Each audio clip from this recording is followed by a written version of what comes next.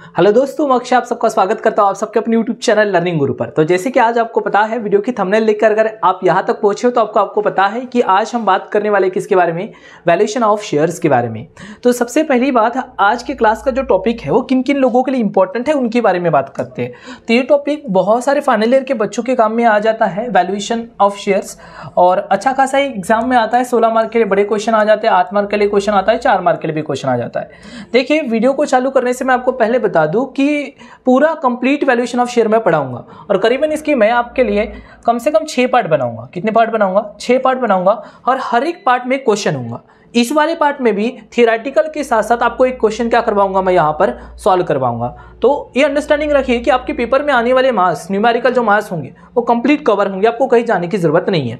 तो चलिए, ये तो हो गई हमारी बातें तो होते रहेंगी टाइम के साथ साथ। चालू करते हैं वैल्यूएशन ऑफ शेयर से। अगर मैं आपसे पूछता हूँ वैल्यूएशन मतलब क्या है, तो मैंने पूछा आपसे एक सिंपल सा क्वेश्चन, आपकी वैल्यू क्या है? तो आप बोलोगे तो हमें खरीदने वाला कौन है जो हमारी वैल्यू पता चलेंगी। तो वैल्यूएशन का मतलब होता है किसी की कीमत से। तो हम बात करेंगे किसकी कीमत के बारे में? शेयर्स की। जब शेयर्स की कीमत लगाई जाती है तो उसे क्या कहा जाता है? Valuation of share. जैसे एक कंपनी का शेयर है तो उसकी कीमत जब हम कैलकुलेट करेंगे तो उसी को क्या नाम देंगे? हम वैल्यूएशन ऑफ शेयर नाम देंगे। आगे चलते हैं हम और बात करते हैं कि अब ये वैल्यूएशन ऑफ शेयर, मैं शेयर की कीमत का कैलकुलेशन करूं तो क्यों करूं, किन सिचुएशन में मैं शेयर का कैलकुलेशन करता हूं। तो शेयर का कैलकुलेशन करने की कुछ सिचुएशन है जो हमारे पास यहां पर है। जैसे पहली सिचुएशन है at the time of amalgamation. अब जब अमलगमेशन होता है तब वैल्यूएशन ऑफ शेयर की जरूरत पड़ती है। अब आपके दिमाग में क्वेश्चन आया होगा, अमलगमेशन यानी क्या होता है? जब दो कंपनियां होती है जो एक साथ मिलकर काम करती हैं तो उसे क्या कहा जाता है? अमलगमेशन कहा जाता है। जैसे मान के चलो दो कंपनियां थी, पहले तो एक थी राधा और एक क्या थी, एक कंपनी थी, क्या थी, मतलब ये ऑनर है उनके, समझ के चलो, और ये थी श्याम कंपनी।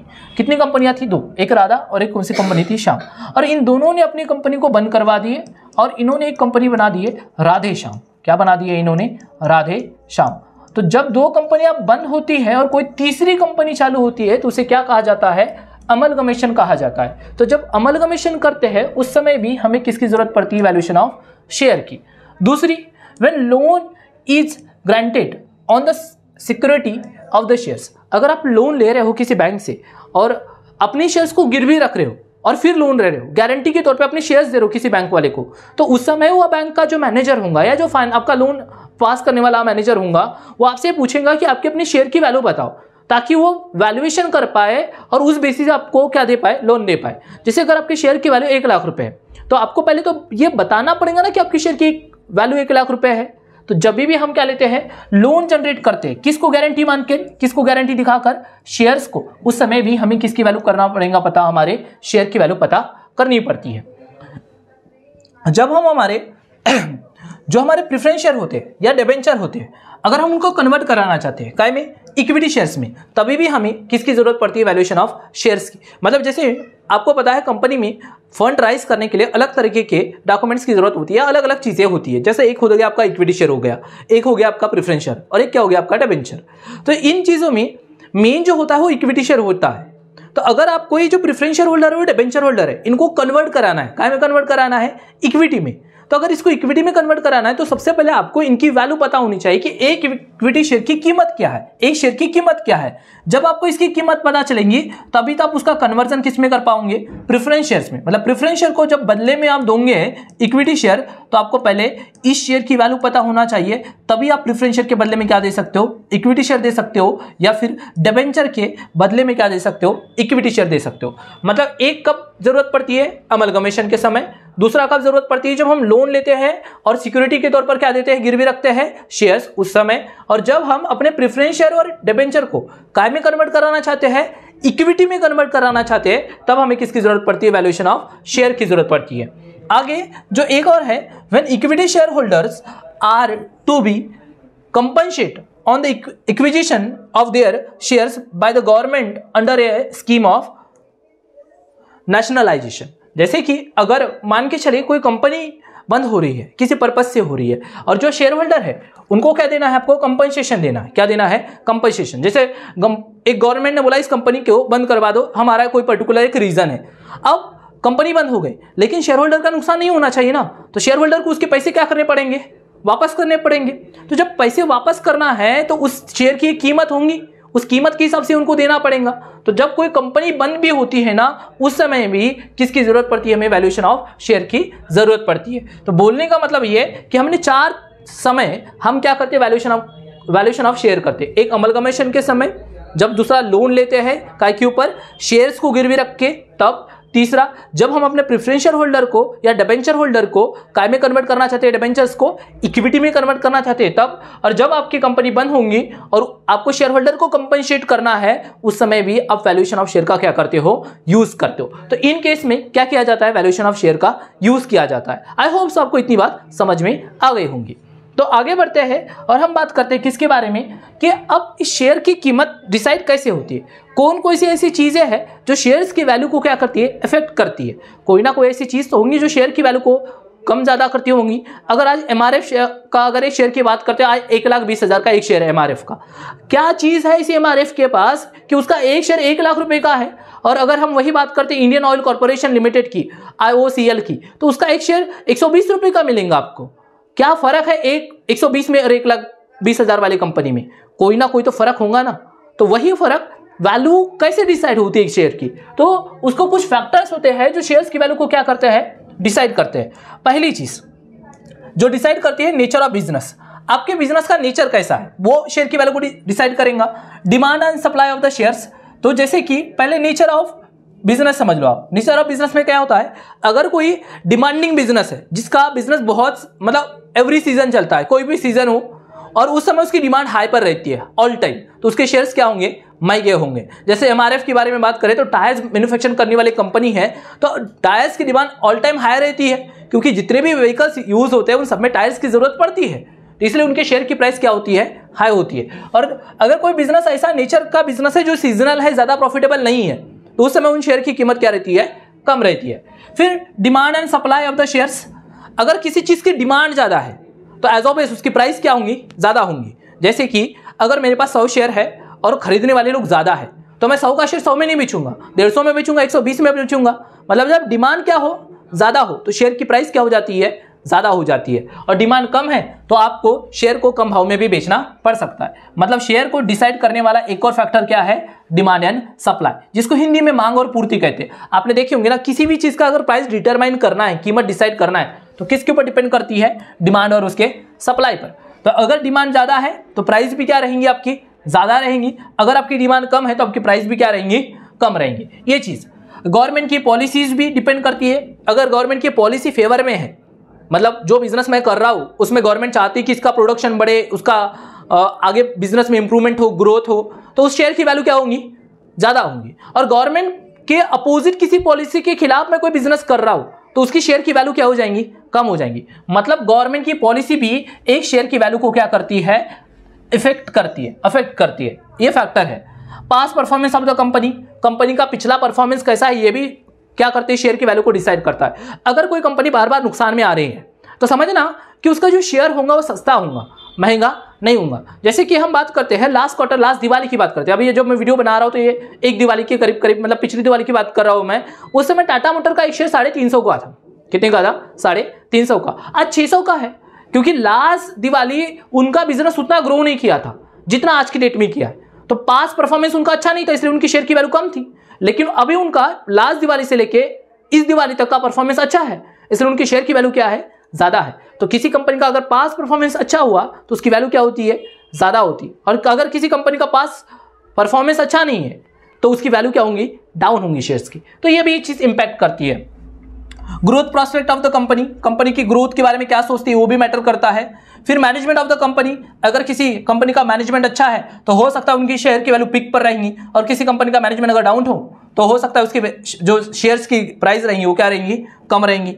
फिर इकोनॉमिक क्लाइमेट, ये भी बड़ा मैटर करता है। देखो देश के अंदर क्या होता है, ये हर एक कंपनी को मैटर करना पड़ता है कि अगर देश की सिचुएशन ही क्राइसिस वाली है तो शेयर्स की प्राइसेस क्या रहेंगी, डाउन रहेंगी। मतलब वैल्यूएशन ऑफ शेयर क्या हो जाएगा, कम होगा। लेकिन अगर इकोनॉमिक क्लाइमेट बड़ा पीक पर है, देश की ग्रोथ हो रही है, इकोनॉमिक ग्रोथ हो रही है, जीडीपी बढ़ रही है, तो शेयर्स की जो प्राइजेस होंगी क्या होंगी, ऑल टाइम हाई पर रहेंगी। जैसे आपको पता है अभी G20 समिट इंडिया में हुआ, तो उस समय इंडिया में बहुत सारे फॉरेन लोग आ गए। जैसे अब वर्ल्ड कप भी ले लो, वर्ल्ड कप में भी बहुत सारे लोग बाहर से इंडिया में आ रहे हैं ना, तो टूरिज्म ले लो, होटल इंडस्ट्री ले लो, हर एक बिजनेस क्या हो रहा है, बढ़ रहा है। इसलिए हमारा जो इंडेक्स था निफ्टी जिसे कहा जाता है वो 20,000 तक टच कर गया था। रीजन क्या था, हमारा इकोनॉमिक क्लाइमेट क्या था, अच्छा था, मतलब हमारे देश की परिस्थिति अच्छी थी, इसलिए शेयर्स की भी कीमतें क्या थी, हाई थी। मेजॉरिटी स्टॉक जितने भी शेयर्स थे उन सब थे अपने पूरे लाइफ टाइम हाई पर थे, उन्होंने अपने लाइफ टाइम का हाई बनाया। क्यों बनाया ऐसा, क्योंकि इकोनॉमिक क्लाइमेट अच्छा था, इसलिए शेयर्स की प्राइस क्या थी, ज्यादा थी। लेकिन अगर यही वार की सिचुएशन हो जाए, जैसे आपको पता होगा रशिया वार हुआ था, उस समय हमारे शेयर्स जो होंगे बहुत सारी कंपनी के क्या हो गए थे, डाउन हो गए थे। रीजन क्या था, इकोनॉमिक क्लाइमेट अच्छा नहीं था। इकोनॉमिक क्लाइमेट अच्छा तो शेयर्स की प्राइस ज्यादा रहेंगी, और इकोनॉमिक क्लाइमेट अच्छा नहीं है तो समझ जाना कि आपके शेयर्स की वैल्यू क्या हो जाएंगी, डाउन हो जाएंगे। अक्यूमुलेटेड रिजर्व, अगर किसी कंपनी के पास अच्छा खासा पैसा पड़ा हुआ है, अक्यूमुलेटेड रिजर्व है, तो उसके शेयर्स के भाव ज्यादा होते हैं। और किसी कंपनी के पास अगर रिजर्व कम है, पैसा नहीं है, तो उनके शेयर के भाव क्या रहेंगे, सस्ते रहेंगे।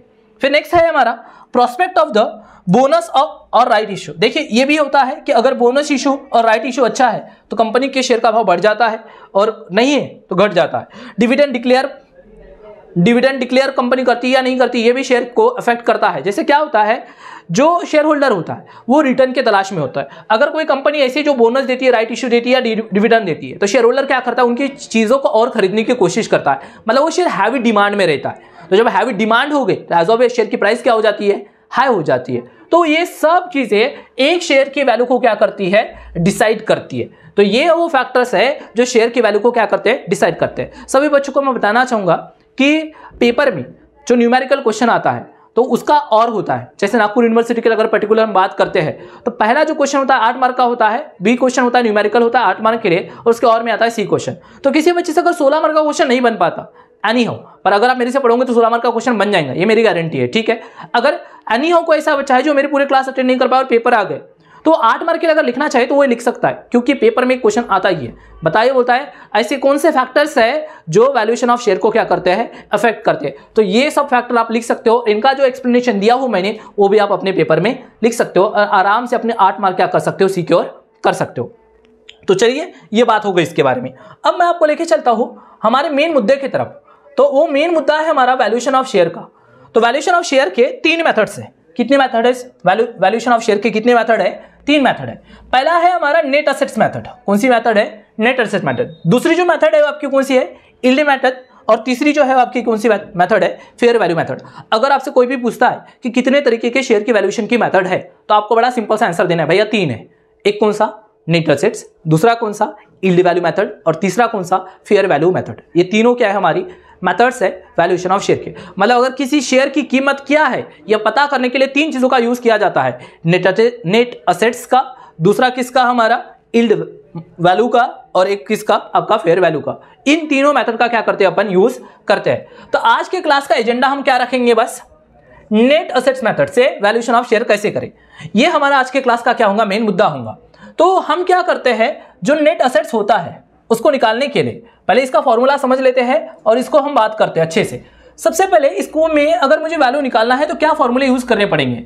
तो सबसे पहले मुझे निकालना पड़ता है नेट असेट्स। क्या निकालना पड़ता है, नेट असेट। तो नेट असेट्स कैसे निकाली जाएंगी, तो जो असेट्स होती है कौन सी वैल्यू पर, मार्केट वैल्यू पर लिखते हैं। कौन सी वैल्यू पर लिखते हैं, मार्केट वैल्यू पर। और उसमें से क्या माइनस करेंगे, हमारी एक्सटर्नल लायबिलिटीज माइनस करेंगे।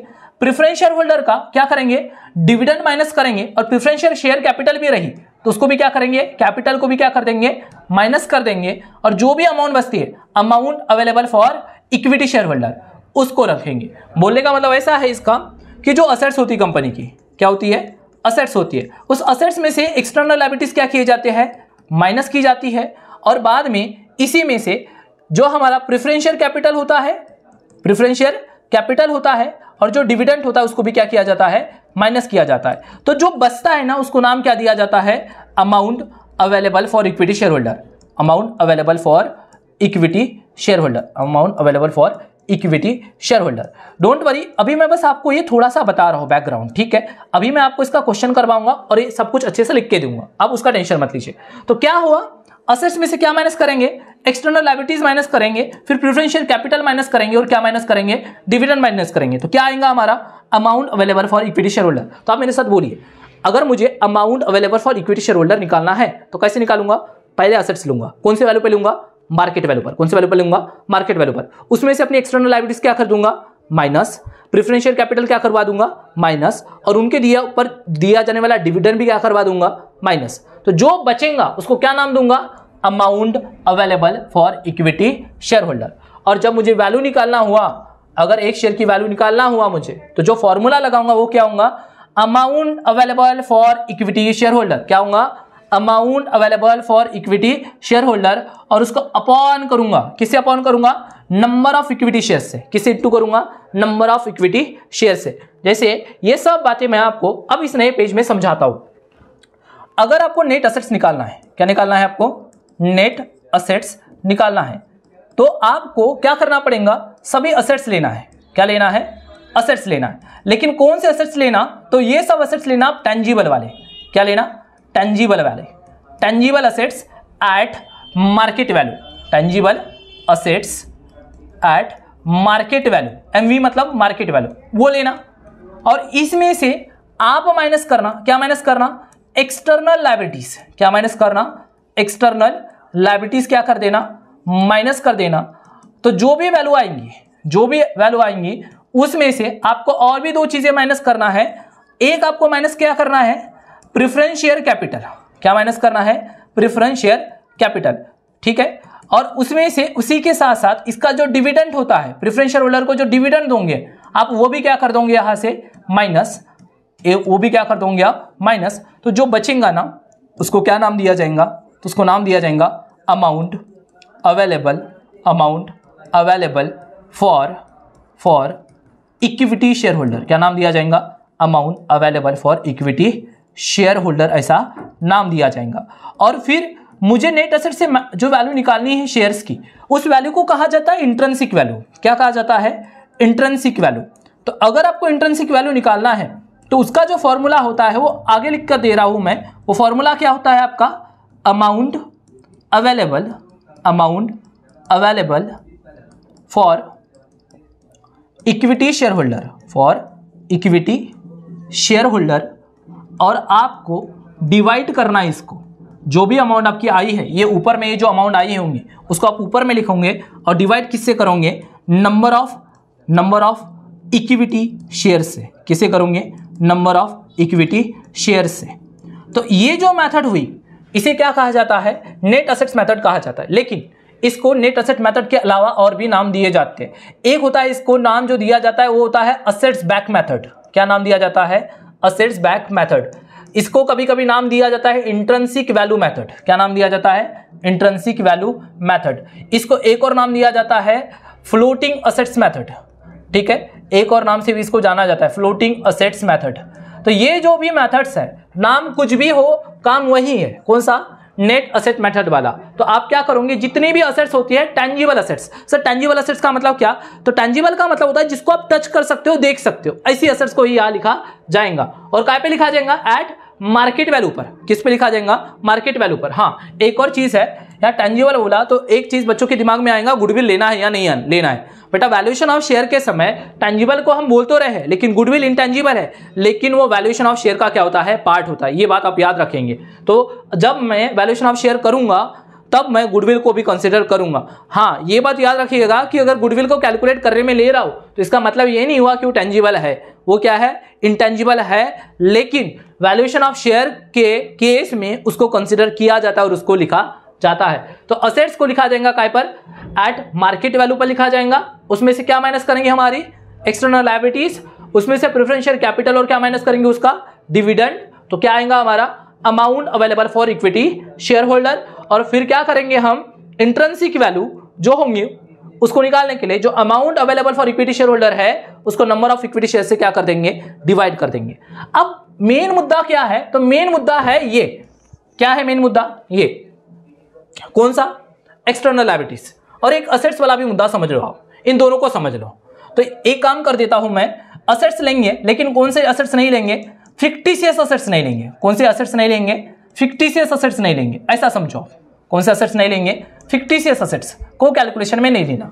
अब ये फिक्टिशियस असेट्स क्या है, तो थोड़ा सा आपको इन असेट्स और लायबिलिटीज के बारे में बता देता हूं कि किनको लेना है और किनको नहीं लेना है। तो जैसे कि मैंने आपको बताया कि सबसे पहले हम असेट्स के बारे में बात कर लेते हैं, फिर लायबिलिटीज के बारे में बात करते हैं। तो असेट्स में अलग अलग तरीके की असेट्स होती है, तो आप लेना ऑल असेट्स। क्या ले लेना आप? ऑल असेट्स लेना, लेकिन किसको छोड़कर? फिक्टिशियस असेट्स को छोड़कर। अब ये फिक्टिशियस असेट्स क्या होती है? तो ऐसी असेट जो असेट्स नहीं है, इमेजिनरी असेट्स है, लेकिन उनको असेट्स माना जाता है, उनको नहीं लेना है। जैसे क्या? तो एक आता है आपके पास प्राइमरी एक्सपेंसेस, ऐसा आपने नाम सुने होंगे, इसको नहीं लेना है। एक होता है आपका असेट साइड में होता है प्रॉफिट एंड लॉस अकाउंट, उसको भी नहीं लेना है। फिर एक होता है आपका discount on issue of shares या debenture, discount on issue of shares and debenture, इसको भी आपको नहीं लेना है। ठीक है, तो ये जो चीजें हैं, एक और वर्ड आता है मिसलेनियस एक्सपेंडिचर करके असेट्स में वर्ड होता है। ठीक है, इसको भी नहीं लेना, मतलब इन फिक्टिशियस असेट्स को नहीं लिया जाएगा। ठीक है, primary expenses, profit and loss account, discount on issue of shares and debenture और मिसलेनियस एक्सपेंडिचर। और एक और मेरा फेवरेट नाम बताता हूं, अंडर राइटिंग कमीशन। क्या बोला मैंने? अंडर राइटिंग कमीशन, ये भी आपको नहीं लेना है। ये सब हमारी कौन सी असेट्स है? फिक्टिशियस असेट्स है, इनको कैलकुलेशन में नहीं लेंगे। जब हम नेट असेट्स का कैलकुलेशन करेंगे तो इन चीजों को नहीं लिया जाएगा, ये बात अपने दिमाग में बिठा के रखेंगे। ठीक है, देखो बहुत बार ये जरूरी होता है कि क्या लेना है, इससे अच्छा याद रखो कि क्या नहीं लेना है। तो जो नहीं लेना है वो छोड़ देना, तो बाकी सब चीजें क्या हो जाएंगी? आपके कैलकुलेशन का पार्ट बन जाएंगी, तो इसको नहीं लेना। दूसरी चीज हमने बोले इन असेट्स में से जो भी हम असेट्स लेंगे, किसको नहीं लेंगे? Excluding fictitious assets. तो एक्सक्लूडिंग फिक्टिशियस असेट्स, इनको नहीं लेना है, इन चीजों को नहीं लेना है, बाकी सभी असेट्स को हम ले लेंगे। दूसरी चीज ये हमने बोले कि एक्सटर्नल लायबिलिटीज को लेना है। किसको लेना है? एक्सटर्नल लायबिलिटीज को। तो लायबिलिटीज के दो टाइप होते हैं। लायबिलिटीज के क्या होते हैं? दो टाइप होते हैं। अब आप इन दोनों चीजों को समझना पड़ेगा कि एक्सटर्नल लायबिलिटीज क्या होता है और इंटरनल लायबिलिटीज क्या होता है। तो लायबिलिटी का मतलब क्या होता है? तो किसी को पैसे देना, अगर मुझे किसी को पैसे देना है तो मेरी क्या है? लायबिलिटी है। और इसके कितने टाइप होते हैं? दो, एक होते हैं इंटरनल और एक होता है आपका एक्सटर्नल। तो सबसे पहले किसको समझ लेते हैं अपन? इंटरनल को। तो इंटरनल लायबिलिटी में क्या होता है? ये अमाउंट होती है ओन बाय द बिजनेस। क्या करता है? ओन कौन करता है? Business to the proprietor of the business. मतलब कि ये जो पैसा होता है इंटरनल लायबिलिटी का, वो किसका होता है? प्रोप्राइटर का होता है। प्रोप्राइटर मतलब कौन? ऑनर का। मतलब बिजनेस को जो पैसा, बिजनेस को अगर पैसा उसके ऑनर को देना है, बिजनेस को पैसा, देखिए एक बात याद रखिए, बिजनेस अलग होता है और बिजनेस का मालिक क्या होता है? अलग होता है। और इस बिजनेस को उसके ऑनर को जो पैसा देना होता है, बिजनेस को उसके ऑनर को जो पैसा देना है, उसी को क्या नाम दिया जाता है? इंटरनल लायबिलिटीज नाम दिया जाता है। और इसको क्या होता है? इसको इंटरनल लायबिलिटी भी कहा जाता है। और ये बैलेंस शीट में कौन से हेड के अंदर आता है? आपका कैपिटल और रिजर्व के नाम से ये आते हैं। मतलब हमें किसको नहीं लेना है? इंटरनल लायबिलिटी में क्या होता है? हमारा कैपिटल आता है और रिजर्व आता है, इसको नहीं लेना है। अगर मैं दो चार नाम लिखवाना चाहूँ इंटरनल लायबिलिटी के, तो आप नाम याद रख सकते हो। कैपिटल ले लो, अगर कोई रिजर्व या फंड बोलता है, क्या होता है? कोई रिजर्व या फंड बोलता है, तो इसको भी नहीं लेना है आपको। क्या नहीं लेना है आपको? प्रॉफिट एंड लॉस अकाउंट अगर बोले तो इसको भी नहीं लेना है आपको। ये जो चीजें होती है इनको लेना नहीं है। क्यों नहीं लेना है? क्योंकि ये कौन सी लायबिलिटी है? हमारी एक्सटर्नल लायबिलिटीज है। दूसरी चीज ये आती है, इसका अपोजिट होता है कौन सा? External liabilities. जब ऑब्लिगेशन एक्सटर्नल लोगों से है, बिजनेस को जो पैसा देना है, ऑब्लिगेशन का मतलब पैसे देने से है, एक जिम्मेदारी से है। जब पे बैक करना होता है किसको? एक्सटर्नल पार्टीज को। एक्सटर्नल पार्टीज मतलब बिजनेस के बाहर वाले लोगों को अगर पैसा देना हुआ तो उसे क्या नाम दिया जाता है? External liabilities. बड़ा सिंपल सा मतलब है बेटा। जब बिजनेस के मालिक को पैसा देना हुआ तो कौन सी लायबिलिटी? Internal liability. और जब बिजनेस के मालिक के अलावा अगर किसी को पैसे देने की बात हुई तो वो कौन सी लायबिलिटी? हमारी एक्सटर्नल लायबिलिटी। तो जब हम बोलते हैं कि कोई ऑब्लिगेशन है जो पेमेंट करना है किसको? एक्सटर्नल पार्टीज को, जैसे बाहर के लोगों को। लैंडर जिससे मैंने उधार लिया था, वेंडर जिससे मैंने उधार पे खरीदा था, अगर उसको मुझे पेमेंट देना है तो उन्हें क्या कहा जाता है? तो उन्हें कहा जाता है एक्सटर्नल लायबिलिटीज। और इसके अंदर क्या आता है? तो बोरोविंग का मतलब होता है लोन लेना। क्रेडिटर्स आ जाता है और आपके क्या आते हैं? टैक्सेस आते हैं और आपका क्या आता है? ओवरड्राफ्ट आता है। तो ये हमारी क्या है? एक्सटर्नल लायबिलिटीज है। ये हमारी क्या है? एक्सटर्नल लायबिलिटीज है। जब एक्सटर्नल लायबिलिटीज है ये वाली, तो इनको क्या किया जाएगा? इनको कंसिडर किया जाता है कैलकुलेशन के लिए। काय के लिए कंसिडर किया जाता है? कैलकुलेशन के लिए। तो जो हमारी ये असेट्स आएंगी ना मार्केट वैल्यू पर, एक्सक्लूडिंग फिक्टिशियस असेट जो आएंगी ना, उसमें से एक्सटर्नल लायबिलिटीज को क्या करोगे आप? माइनस करोगे। जो अभी मैंने नाम दिखाया था ना, उनको क्या करोगे? माइनस करोगे। तो एक छोटे से चार्ट के जरिए समझिए किसको माइनस करना है और किसको माइनस करना नहीं है। तो इंटरेस्ट ऑन कैपिटल को माइनस नहीं करना है, क्योंकि वो कौन सी लायबिलिटी है? हमारी इंटरनल लायबिलिटी है। कैपिटल को माइनस नहीं कर रहा है क्योंकि ये हमारी कौन सी लायबिलिटी है, इंटरनल लायबिलिटी है। फिर आपका ये जो प्रॉफिट्स है, क्या है, ये आपके प्रॉफिट्स है, इनको भी आपको क्या नहीं करना है, इंटरनल लायबिलिटी है, इसको भी आपको माइनस करना नहीं है। सैलरीज जो आपके आउटस्टैंडिंग है, but salaries due but not paid, इनको भी क्या किया जाएगा, इंटरनल लायबिलिटी माना जाएगा। लेकिन देखिए इस सैलरी, आउटस्टैंडिंग सैलरी के बारे में थोड़ा एक्सप्लेनेशन सुन लीजिए। ये जो सैलरी की बात हो रही है वो अगर ऑनर की है, किसकी है, ऑनर की है, तो ये इंटरनल है। अगर ये सैलरी किसी और की है, अगर ये आउटस्टैंडिंग सैलरी किसी और को देना है, किसी इंप्लॉय को देना है, आउटस्टैंडिंग सैलरी किसकी है, इंप्लॉय की है, तो ये क्या है, हमारा एक्सटर्नल लायबिलिटी है। सैलरी तभी यहां आएंगी जब क्या होंगी, वो सैलरी किसकी हो, ऑनर की हो, तभी उसको माइनस नहीं करेंगे। रिजर्व को भी क्या नहीं करेंगे, माइनस नहीं करेंगे। ठीक है, तो इंटरनल लायबिलिटी में आपको जो मेन याद रखना है वो तो 3 ही नाम है, ये याद रखना। पहला, कैपिटल को नहीं लेना बेटा, प्रॉफिट एंड लॉस को भी नहीं लेना, और किसी रिजर्वायर, किसी फंड को लेना नहीं है, क्योंकि इन सबको हम क्या मानते हैं, अपनी इंटरनल लायबिलिटी कंसिडर करते हैं। फिर हमारे एक्सटर्नल लायबिलिटी क्या है, किन किन को माइनस करेंगे, तो बैंक लोन को माइनस करेंगे, क्रेडिटर को माइनस करेंगे, आउटस्टैंडिंग रेंट वगैरह मिला उसको भी माइनस करेंगे, बिल्स पेबल को भी माइनस करेंगे, और बैंक ओवरड्राफ्ट को भी क्या करेंगे, माइनस करेंगे, क्योंकि ये सब हमारी क्या है, एक्सटर्नल लायबिलिटीज है। तो अगर इतनी बातें आपको समझ में आ गई हो तो आप बेटा अभी समझने लायक हो कि आपको क्या करते आएगा, अभी आपको कैलकुलेशन करते आएगा नेट एसेट्स का और इंट्रिंसिक वैल्यू निकालते आएगा। क्या निकालते आएगा, इंट्रिंसिक वैल्यू निकालते आएगा। कैसे निकालते हैं इंट्रिंसिक वैल्यू, असेट्स लेते हैं सर, पूरी की पूरी लेते हैं, किसको छोड़कर, फिक्टिशियस को छोड़कर, वो नहीं लेते। उसमें से एक्सटर्नल लायबिलिटीज क्या करते हैं, माइनस करते। प्रेफरेंस शेयर कैपिटल होंगे और डिविडेंड होगा तो उसको भी क्या कर देंगे, माइनस कर देंगे। फिर जो आएगा उसे क्या नाम देंगे, amount available for equity share holder, और बाद में जो आएगा amount available for equity share holder, उसको क्या किया जाएगा, डिवाइड किया जाएगा। किससे डिवाइड किया जाएगा, नंबर ऑफ इक्विटी शेयर से। क्या इतनी बात आपको क्लियर है? तो चलिए एक क्वेश्चन फिर हम आपसे करवाते हैं। क्या करवाते हैं, एक क्वेश्चन आपसे करवाया जाएगा जिसे आप सॉल्व करेंगे, हम समझा के देंगे। तो चलिए, जैसे मैंने बोला था क्लास के स्टार्टिंग में कि मैं आपको थ्योरेटिकल के साथ साथ एक क्या करवाऊंगा, क्वेश्चन भी करवाऊंगा, तो वो क्वेश्चन आपके पास हाजिर है। अब इसकी हम क्या निकालेंगे, इंट्रिंसिक वैल्यू निकालेंगे। कौन से मेथड से, तो जैसे क्वेश्चन ने बोला था किससे निकालो, नेट एसेट्स मेथड जो हमने आज पढ़ाए हैं आपको अभी, उससे ही इस क्वेश्चन को क्या करते हैं, हम सॉल्व करते हैं। और ये भी क्वेश्चन पेपर में आया हुआ ही क्वेश्चन में से एक है, और ऐसे ही क्वेश्चन पेपर में आते हैं। तो मैं इसी को यही कंसिडर करता हूं और यहीं पर मैं इसका आंसर की नोटिंग करवा देता हूं आपको।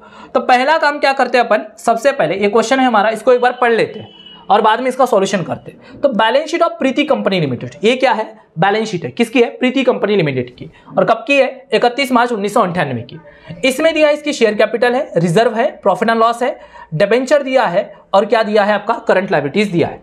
अब इसमें से इंटरनल हटा दो, कैपिटल इंटरनल है, कैलकुलेशन में नहीं आएगा, रिजर्व इंटरनल है, कैलकुलेशन में नहीं आएगा, प्रॉफिट एंड लॉस भी इंटरनल है, कैलकुलेशन में नहीं आएगा, डिबेंचर बाहर के लोग है, एक्सटर्नल है, कैलकुलेशन में माइनस करेंगे, करंट लायबिलिटीज है, बाहर के लोगों की होती है, इसको भी क्या करेंगे, माइनस करेंगे। फिक्टिशियस असेट्स हमारा असेट्स है, लेंगे, करंट असेट्स हमारा भी असेट्स है, इसको भी लेंगे, और गुडविल भी हमारे असेट्स है, इसको भी लेंगे। फिक्टिशियस असेट्स को नहीं लिया जाता, तो ये चीज आ गई। फिर आगे की बात करते हैं हम, तो एक बात लिखा है, तो ये मिल गया क्वेश्चन, यहां बोलता है on 31 March 1998 fix assets are were independently valued 45 lakh. तो जो फिक्स असेट्स थी, पहले कितनी की थी फिक्स असेट, 45 लाख की, सॉरी 50 लाख की, अभी कितनी के बन गई, 45 लाख की। मतलब अब फिक्स असेट की जो नई वैल्यू आई है वो कितनी है, 45 लाख। तो पुरानी वाली लू कि नई वाली लू, तो नई वाली लेंगे, क्योंकि हमने बोले थे ना all assets at market value, मतलब मार्केट वैल्यू पर, ये मार्केट वैल्यू हो गई। फिर गुडविल कितना लेना है, 5 लाख। पहले गुडविल कितनी की थी आपकी, 4 लाख की थी, अभी कितना लेंगे उसको, 5 लाख। अब सर इस फिक्स असेट के बारे में बता दिया, इस गुडविल के बारे में बता दिया, इस करंट असेट्स के बारे में कुछ नहीं बताया कि इसको लू ना, तो इसको लेंगे, और काय पे लेंगे, उसकी बुक वैल्यू पर। मतलब कितना था, 20 लाख था ना, तो कितना लिया जाएगा, बस 20 लाख। तो बोला क्या है, compute the value of company shares by net worth method. देखिए एक और नाम मिल गया, नेट वर्थ मेथड, मतलब वी क्या है आपका, नेट असेट्स मेथड है। तो चलिए वैल्यूएशन ऑफ शेयर करते हैं बाय नेट असेट्स मेथड, जिसको हम क्या नाम से जानते हैं, इंट्रिंसिक वैल्यू के नाम से जानते हैं। तो सबसे पहला कैलकुलेशन करना है आपको, calculation of amount available for equity share holder, available for equity share holder, equity share holder, इसको लिख भी सकते हो आप अपने पास, ठीक है। तो बताइए इसमें सबसे पहले क्या लेते हैं अपन, असेट्स लेते हैं, और काय पे लेंगे, एट मार्केट वैल्यू पर, काय पे लिया जाएगा, मार्केट वैल्यू पर। तो असेट्स लो, सभी नाम लिखो असेट्स के। क्या है आपके पास, पहला है फिक्स असेट्स, क्या इसकी कोई नई वैल्यू दी है आपके पास, तो फिक्स असेट्स की नई वैल्यू दी है हमारे पास 45,000, तो नई वाली लेंगे। ये देखिए फिक्स असेट की कौन सी वैल्यू दी है, ये वाली नई वाली 45,000। करंट असेट्स की कोई नई वैल्यू दी नहीं है, तो इसको कौन सी वैल्यू पर लिखा जाएगा, पुरानी वैल्यू पर। तो करंट असेट्स की पुरानी वैल्यू कितनी है, 20,000, तो क्या लिखेंगे यहाँ पर, 20,000। फिर देखते हैं गुडविल, क्या गुडविल की नई वैल्यू दी है, तो देखिए गुडविल की नई वैल्यू दी है, कितनी दी है गुडविल की, 5 लाख दी है यहाँ पर, तो यहाँ कितना लिखेंगे, 5 लाख। तो टोटल मिला के हमारा असेट्स कितना आ गया, अगर इनका सबका प्लस मारता हूं तो ये हो जाएगा 70 लाख। कितना हो गया, 70 लाख। इसमें से माइनस करते हैं, क्या माइनस करते हैं, एक्सटर्नल लायबिलिटीज, क्या माइनस करते हैं, एक्सटर्नल लायबिलिटीज। अब इसकी एक्सटर्नल लायबिलिटीज कौन कौन सी है वो आप समझिए। तो हमने आपको बताए थे ना क्या क्या एक्सटर्नल लायबिलिटीज में, डिबेंचर है और क्या है, करंट लायबिलिटीज। तो यहां लिख दो, माइनस करेंगे 15% डिबेंचर माइनस करने वाले हैं अपन, और क्या माइनस करने वाले हैं, करंट लायबिलिटीज, करंट लायबिलिटीज। तो बताइए कितना है डिबेंचर की वैल्यू, 10 लाख, करंट लायबिलिटीज की वैल्यू कितनी है, 13 लाख, तो कितना आ जाएगा, 13 लाख। तो टोटल मिला के कितनी हो गई लायबिलिटीज ये आपकी, 23 लाख। कितनी हो गई आपकी, 23 लाख। तो जो अमाउंट आएंगी उसे क्या नाम दिया जाएगा, अब प्रेफरेंशियल कैपिटल नहीं है यहाँ, तो यही होगा कि आपका amount available for equity share holder. क्या होगा, यही आपका amount available for equity share holders.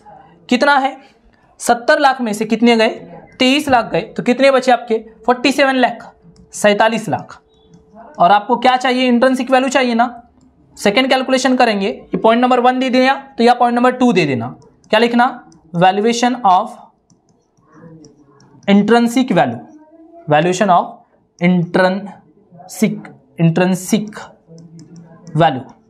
क्या फॉर्मूला पढ़े थे हमने, बताओ, इंट्रिंसिक वैल्यू का, इंट्रिंसिक वैल्यू का क्या फॉर्मूला था, बताओ जल्दी से आप, क्या था, अमाउंट अवेलेबल, क्या था, amount available for equity share holder.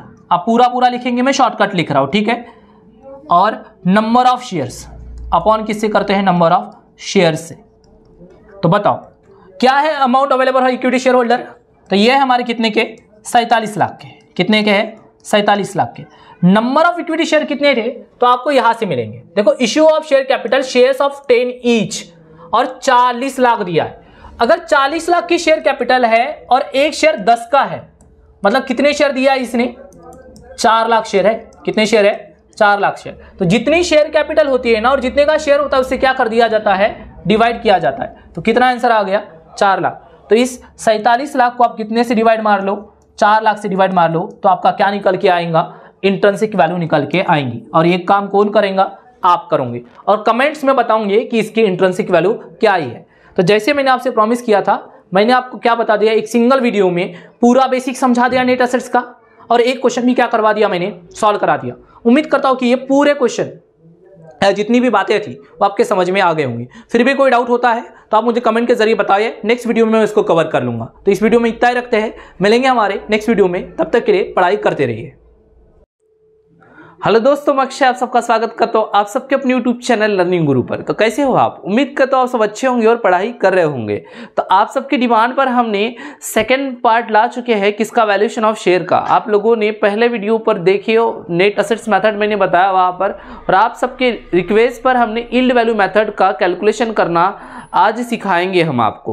मतलब जैसे कि मैंने बोला था कि वैल्यूएशन ऑफ शेयर के हम 6 पार्ट करवाएंगे, तो आपको 6 के 6 पार्ट्स आपको हम यहाँ करवाएंगे। आज पार्ट नंबर 2 है हमारा। जिन बच्चों ने हमारा पहला वीडियो नहीं देखा है, उन सभी बच्चों से रिक्वेस्ट करेंगे हम कि आप पहला वाला वीडियो जरूर देखिएगा, क्योंकि वहां पर हमने बेसिक कॉन्सेप्ट और हर एक वर्ड का मतलब आपको समझा के दिए हैं, ताकि आपके क्वेश्चन को समझने की अंडरस्टैंडिंग लेवल जो है वो अच्छा हो सके। तो चलिए, बातें हो गई हमारी ये पहले वीडियो को लेकर। अभी हम बात करते हैं आज की इस क्लास को लेकर। तो आज हम एक क्वेश्चन सॉल्व करेंगे जो आपके सामने है, जैसे आप देख पा रहे होंगे। तो इस क्वेश्चन में लिखा है यहां पर हम दोनों मेथड से वैल्यू निकालेंगे, वैल्यूएशन ऑफ शेयर करेंगे, एक नेट एसेट्स मेथड से और एक कौन से मेथड से, यील्ड मेथड से। तो अभी हमें इस क्वेश्चन को पहले समझना है, फिर हम आपको क्या करके देंगे, सॉल्व करके देंगे। तो जैसे कि आपको पहले तो पढ़ते आना चाहिए कि लिखा क्या है, और उसको अंडरस्टैंड करके आगे का काम करेंगे हम। तो जैसे कि मैं इसको पढ़ रहा हूँ ऑन 31 मार्च 2007, मतलब 31 मार्च 2007 की बात है। The balance sheet of the Sheetal company limited, कोई शीतल कंपनी लिमिटेड है जिसकी क्या दी है हमारे पास, बैलेंस शीट दी है। Disclose the following in position, और उन्होंने अपनी पोजीशन ये ऐसे बताई है। अब यहाँ पर क्या क्या चीजें आई है, तो लायबिलिटीज में देखते हैं। तो लायबिलिटीज में शेयर कैपिटल दिया है, तो शेयर कैपिटल में हमारे पास लिखा है authorise and issued 80,000 equity share of 10 each, और ऐसे कितने शेयर है हमारे पास, 8 लाख की शेयर कैपिटल है। 80,000 शेयर है हमारे पास, एक शेयर कितने रुपए का है, 10 रुपए का, तो कितना हो गया, 8 लाख। तो आपको यह पता होना चाहिए कि जो ये शेयर कैपिटल है वो कौन सी लायबिलिटी है हमारी, इंटरनल लायबिलिटी है। कौन सी लायबिलिटी है, इंटरनल। क्वेश्चन को पहले पढ़ना चाहिए, उसके बाद ही क्वेश्चन को सॉल्व करना चाहिए, फिर वो जल्दी बनता है। रिजर्व एंड सरप्लस में देखते तो हमारे पास जनरल रिजर्व है, तो जनरल रिजर्व भी हमारे लिए क्या होती है, इंटरनल लायबिलिटी होती है। आप यहां पर लिख दीजिए। प्रॉफिट एंड लॉस अकाउंट दिया है हमारे पास 40,000 का, तो ये भी हमारी क्या है, इंटरनल लायबिलिटी है, यहां पर लिख दिए हमने। और सिक्योर्ड लोन में 5% डिबेंचर है, तो 5% डिबेंचर हमारी क्या होती है, एक्सटर्नल लायबिलिटी है, क्योंकि डिबेंचर होल्डर कंपनी के ओनर नहीं होते, शेयर होल्डर नहीं होते, उनको किसी और बंदे को हमें पैसे देना होता है, तो ये हमारे एक्सटर्नल लायबिलिटी है। करंट लायबिलिटीज की बात करते हैं, तो इसमें हमारे पास एक नाम दिया है क्रेडिटर्स। तो क्रेडिटर्स का मतलब क्या होता है, उस व्यक्ति को, जिस व्यक्ति को हमें पैसे देना है उसे क्या कहा जाता है, क्रेडिटर। जैसे अगर मुझे आपको पैसे देना है तो आप मेरे कौन हो गए, क्रेडिटर हो गए। तो ये मैं किसी और को पैसे दूंगा, इसलिए ये भी क्या है, हमारी एक्सटर्नल लायबिलिटी है। लास्ट वाले वीडियो में मैंने आपको डिटेली एक्सप्लेन किया हो कि क्या होता है इंटरनल और क्या होता है एक्सटर्नल। तो यहाँ से हमने पता चल गया कि कौन कौन सी चीजें हमारे लिए इंटरनल है, कौन कौन सी हमारे लिए एक्सटर्नल है। असेट्स में देख ले तो हमारे पास फिक्स असेट्स है, करंट असेट्स है, और क्या है, गुडविल है। हमने बोले थे सभी के सभी असेट्स लेंगे, लेकिन किस असेट्स को नहीं लेंगे, फिक्टिशियस असेट्स को नहीं लेंगे। और फिक्टिशियस असेट्स में हमने आपको बहुत सारे नाम पढ़ाए थे, जैसे आपका प्रॉफिट एंड लॉस अकाउंट आ गया, प्रीमियर एक्सपेंसेस आ गया, मिसलेनियस एक्सपेंडिचर आ गए। इन सब चीजों को लिया नहीं जाता है कैलकुलेशन में। तो ये हमारी असेट्स है, ये सब के सब हमारी फिक्टिशियस असेट के कैटेगरी में नहीं आती है ये तीनों, मतलब इन सबको लेना है, ठीक है। यहाँ पे कोई फिक्टिशियस असेट दी नहीं है। तो इस तरीके से हमने क्वेश्चन को पढ़ लिए। तो अब आगे देखते हैं क्या लिखा है। On 31 March 2007 the fix assets were valued 7,80,000। जो हमारे फिक्स असेट्स है, जो यहाँ कितने के दिखे हैं आपके पास, 10 लाख के दिए है, वो एक्चुअल में कितने के हैं, 7,80,000 के हैं। कितने के हैं, 7,80,000 के है। और जो गुडविल है, जो हमारी गुडविल है वो कितने की है, 1.5 लाख की। मतलब ये जो गुडविल आपको यहाँ 80,000 की दिख रही है, उसको अभी कितना लेना है हमें, 1,50,000 रुपए लेना है। और बाद में बात करते हैं तो नेट प्रॉफिट की। तो ये जो नेट प्रॉफिट वाला हिस्सा होता है, ये वाला जो नेट प्रॉफिट वाला हिस्सा होता है, वो हमारे यील्ड मेथड में काम में आता है। कौन से मेथड में काम आता है, यील्ड मेथड में। अगर ये वाला जो पार्ट किए हमने, इतना ये जो पार्ट था अभी तक का, जो हमने अभी डिस्कस किए थोड़ी देर पहले, ये जो पार्ट था वो किस काम का था आपका, ये नेट एसेट्स के काम का था। और ये जो बाद वाला पार्ट होता है, यहाँ से ये जो आगे आएगा, यहाँ तक का ये पार्ट, वो किसके लिए इंफॉर्मेशन होती है, यील्ड मेथड के लिए। क्योंकि जो पेपर में आपका क्वेश्चन आता है उसमें नेट एसेट्स और यील्ड मेथड दोनों पूछता है, ना कि एक ही मेथड पूछता है। तो आपको पता होना चाहिए कि कौन सा हिस्सा कहाँ इंपॉर्टेंट है। तो ये वाला जो हिस्सा है वो आपका किस काम में आता है, नेट एसेट्स के कैलकुलेशन के, मतलब इंट्रिंसिक वैल्यू निकालने के काम में आता है। और यहां से लेकर यहां तक का जो हिस्सा है वो किस काम में आता है, यील्ड मेथड के। तो इसमें यील्ड मेथड में क्या बोला है तो देखेंगे हम। तो यील्ड वैल्यू मेथड में बोला है इसने कि जो नेट प्रॉफिट है लास्ट 3 ईयर्स का, वो कितना, मतलब लास्ट के 3 सालों का, 2004-05 का इतना नेट प्रॉफिट है 1,25,200, 2005-06 का प्रॉफिट है 1,26,000, और 6-7 का जो प्रॉफिट है 2006-07 का वो है 1,25,300। ऐसा इन्होंने बोला है। और बोलते हैं out of this profit 25% was place for reserve. और जो भी प्रॉफिट है उसका कितना परसेंट बोलता है, 25% ये रिजर्व के तौर पर रखेंगे, ऐसा इन्होंने बोला है। After the provision of this reserve fair investment return expected similar company stand for 10%। और जो सिमिलर कंपनी में हमें रेट मतलब रिटर्न मिलता है वो कितना मिलता है, बोलता है हमें 10% का मिलता है। मतलब कहीं ना कहीं हमारी जो कमाई है रिजर्व वगैरह माइनस करने के बाद, इसको एडजस्ट करने के बाद जो रेट बनता है हमारी कमाई का, वो कितना बनता है बोलता है यील्ड का। यील्ड मतलब अर्निंग का कितना बनता है बोलता है 10%। तो ये से यहाँ से जो इन्फॉर्मेशन है वो आपकी यील्ड वाली इन्फॉर्मेशन है बेटा, और ये जो ऊपर वाली इन्फॉर्मेशन थी वो आपकी काय की थी, तो ये ऊपर वाली इन्फॉर्मेशन काय की थी, आपकी नेट असेट्स की थी, मतलब इंट्रिंसिक वैल्यू निकालने की थी। तो चलिए सबसे पहले क्वेश्चन को समझना जरूरी होता है, जो मैंने आपको क्या कर दिया हूँ, समझा दिया हूँ। अभी चलते हैं क्वेश्चन को सॉल्व करने की तरफ। तो ये क्वेश्चन हमने आपको यहाँ लगा दिए हैं। सबसे पहले हम क्या करेंगे, इसके कैलकुलेशन में जाएंगे और इस कैलकुलेशन को समझेंगे कि इसको बनाया कैसे जाता है। तो सबसे पहले मैं लिख रहा हूँ, जैसे यहाँ पर आ जाते हैं। पॉइंट नंबर 1 हम क्या करेंगे, valuation of intrinsic value. Intrinsic value किसका वैल्यूएशन करना है हमें, इंट्रिंसिक वैल्यू का, मतलब किस मेथड से, नेट असेट्स मेथड से। ठीक है, तो सबसे पहला काम क्या होता है हमारा, इसमें पहला नंबर का जो कैलकुलेशन करते हैं वो हम क्या करते हैं, सबसे पहले हम निकालते हैं हमारी नेट असेट्स। क्या निकालते हैं, नेट असेट्स। तो क्या लिखेंगे, वैल्यूएशन ऑफ, या आप कैलकुलेशन भी लिख सकते हो, ठीक है, कैलकुलेशन ऑफ नेट असेट्स। आप नेट असेट्स निकालेंगे पहले, तो मैं निकाल लेता हूं नेट असेट्स। क्या होता है फॉर्मूला आप ही मुझे बताएंगे। तो हम क्या लेते हैं, ऑल असेट्स लेते हैं। क्या लेते हैं, ऑल असेट्स लेते हैं। और काय पे लेते हैं, एट मार्केट वैल्यू पर। कौन से वैल्यू पर लेते हैं, मार्केट वैल्यू पर, नई वैल्यू पर। और किसको नहीं लेते, तो फिक्टिस असेट्स को नहीं लेते। तो असेट्स हमारे पास कितनी है, ये तीनों की तीनों है। तो देखते हैं फिक्स असेट्स, तो फिक्स असेट्स की पुरानी वैल्यू नहीं लेना है, 10 लाख नहीं लेना है, क्योंकि फिक्स असेट्स की नई वैल्यू क्या दी है, 7,80,000 दी है, जो मैंने आपको थोड़ी देर पहले दिखाया था उधर। उसके बाद करंट असेट्स की कोई वैल्यू नहीं दी है, पहले पुरानी वाली ही है, तो इसको बुक वैल्यू पे ही लिखेंगे, करंट असेट्स लिख दो। कितना है करंट असेट्स, तो ये आपके करंट असेट्स है कितने की, 4 लाख की, ये लिख दिए। फिर है गुडविल, तो गुडविल कितना है आपके पास, 80,000 दिया है, लेकिन 80,000 लेंगे नहीं। रीजन क्या है ना लेने का, तो गुडविल की नई वैल्यू दी है कितने की, 1,50,000 की, तो ये हमने लिख दे 1,50,000। तो इनका क्या कर लेते हैं अपन, प्लस कर लेते हैं, और इसको क्या करेंगे, प्लस करेंगे तो हमारे पास हमारी असेट्स पता चल जाएंगी। तो आपके पास एग्जाम में कैलकुलेटर अलाउ होता है, तो आप आराम से किसका यूज़ कर सकते हो, कैलकुलेटर का यूज़ कर सकते हो। अभी मैं मैनुअली कर रहा हूँ तो कोई दिक्कत वाली बात भी नहीं है। कितना आ गया, 13,30,000 क्या आ गई मेरी, ये कौन सी असेट्स आ गई मेरी, ये तो ये मेरी असेट्स आ गई कौन सी वाली, नेट, मतलब ओनली असेट्स आई है। ठीक है, इस नेट असेट्स में लाने के लिए मुझे क्या करना पड़ता है, अपनी एक्सटर्नल लायबिलिटीज को क्या करना पड़ता है, माइनस करना पड़ता है। तो मेरे पास एक्सटर्नल लायबिलिटीज है, कौन कौन सी है, तो 5% के डिबेंचर और ये क्रेडिटर्स। तो लिख देते हैं, एक है हमारे डिबेंचर्स और दूसरा क्या है हमारे 5% डिबेंचर्स, और एक है सन्ड्री क्रेडिटर। तो कितने हैं ये क्रेडिटर्स, कितने हैं हमारे पास, सन्ड्री क्रेडिटर्स देखते हैं। तो डेट आपके हमारे लिए डिबेंचर है 4 लाख के और क्रेडिटर है 60,000 के। तो टोटल मिला के कितना आ गया, 4,60,000। कितना आ गया, 4,60,000। तो हम इसमें से क्या कर देंगे, इसको माइनस। तो ये 3 0 तो आपको दिख ही रहे हैं, 0 में से 0 गया तो 0 ही बचेगा। इस 3 में से मतलब 13 में से 6 गए तो कितने बचेंगे, 7 बचेंगे। इसमें से 1 माइनस कर दो, इसको 12 बना दो आप। 12 में से 4 गए तो कितने बचेंगे, 8 बचेंगे। कितना आ गया आपका आंसर, 8,70,000। इसको क्या नाम दिया जाता है, तो ये है हमारा, क्या है ये हमारा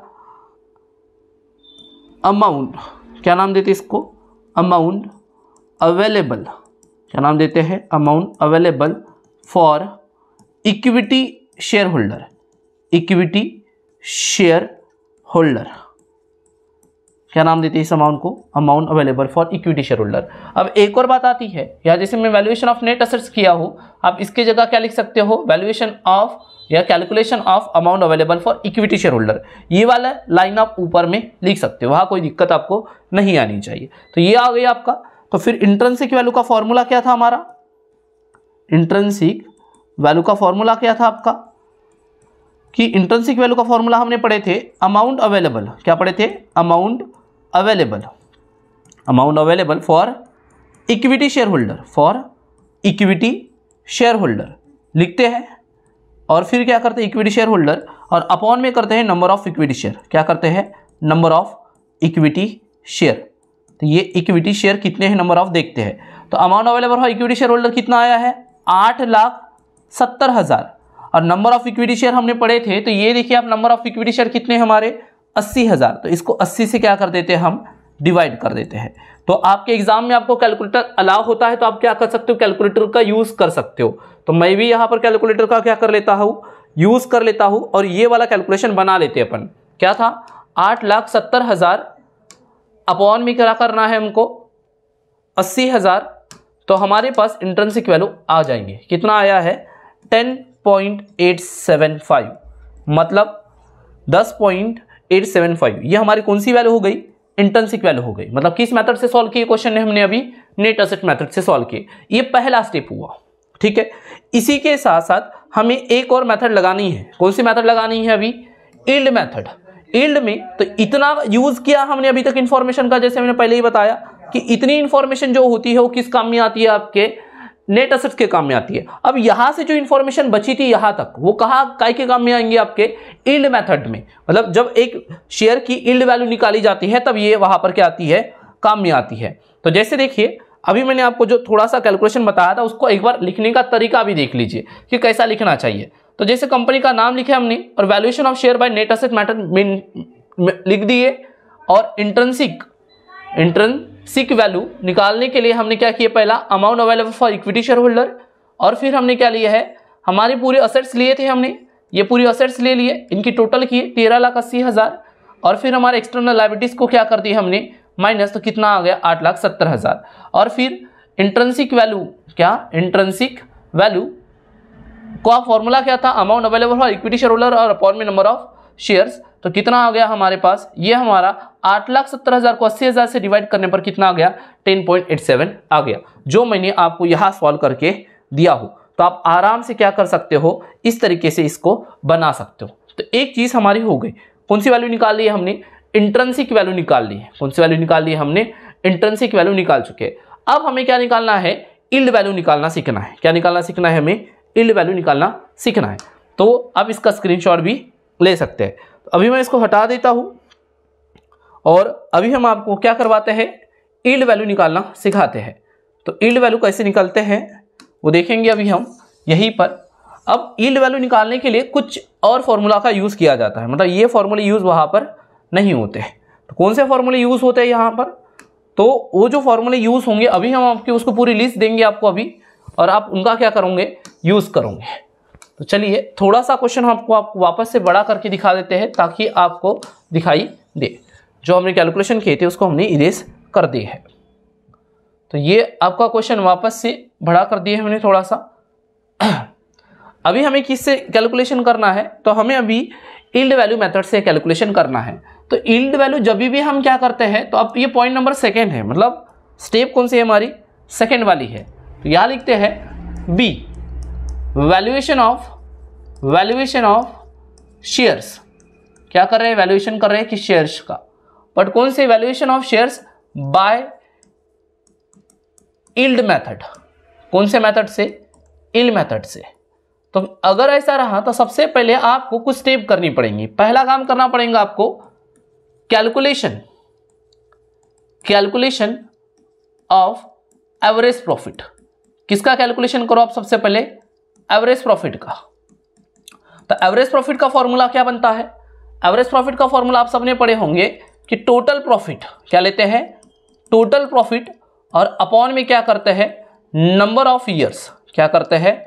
नंबर ऑफ ईयर्स। तो मुझे बताओ टोटल प्रॉफिट कितना है आपका? तो जो भी ये टोटल प्रॉफिट है वो लिख लो आप। कितना है ये टोटल प्रॉफिट? 1,25,200 पहला प्रॉफिट। दूसरा प्रॉफिट कितना है आपका? 1,26,000। तीसरा प्रॉफिट क्या है आपका? 1,25,300। ये टोटल प्रॉफिट आ गए। फिर नंबर ऑफ ईयर्स कितने हैं? तो 1 साल, 2 साल और ये 3 साल। तो इसको डिवाइड कितने से कर दो? 3 से। नंबर ऑफ ईयर से, एक्चुअली यहाँ नंबर ऑफ क्या लिखते हैं? शेयर्स नहीं, ईयर्स। ईयर से डिवाइड कर दो। तो इसको हम क्या कर लेते हैं? प्लस कर लेते हैं। तो 2 0 तो दिख ही रहे होंगे आपको। फिर 3 और ये आपके कितने हो गए? 2, एक्चुअली 3, ये 2 और ये 3 आपके कितने हो गए? 5 हो गए।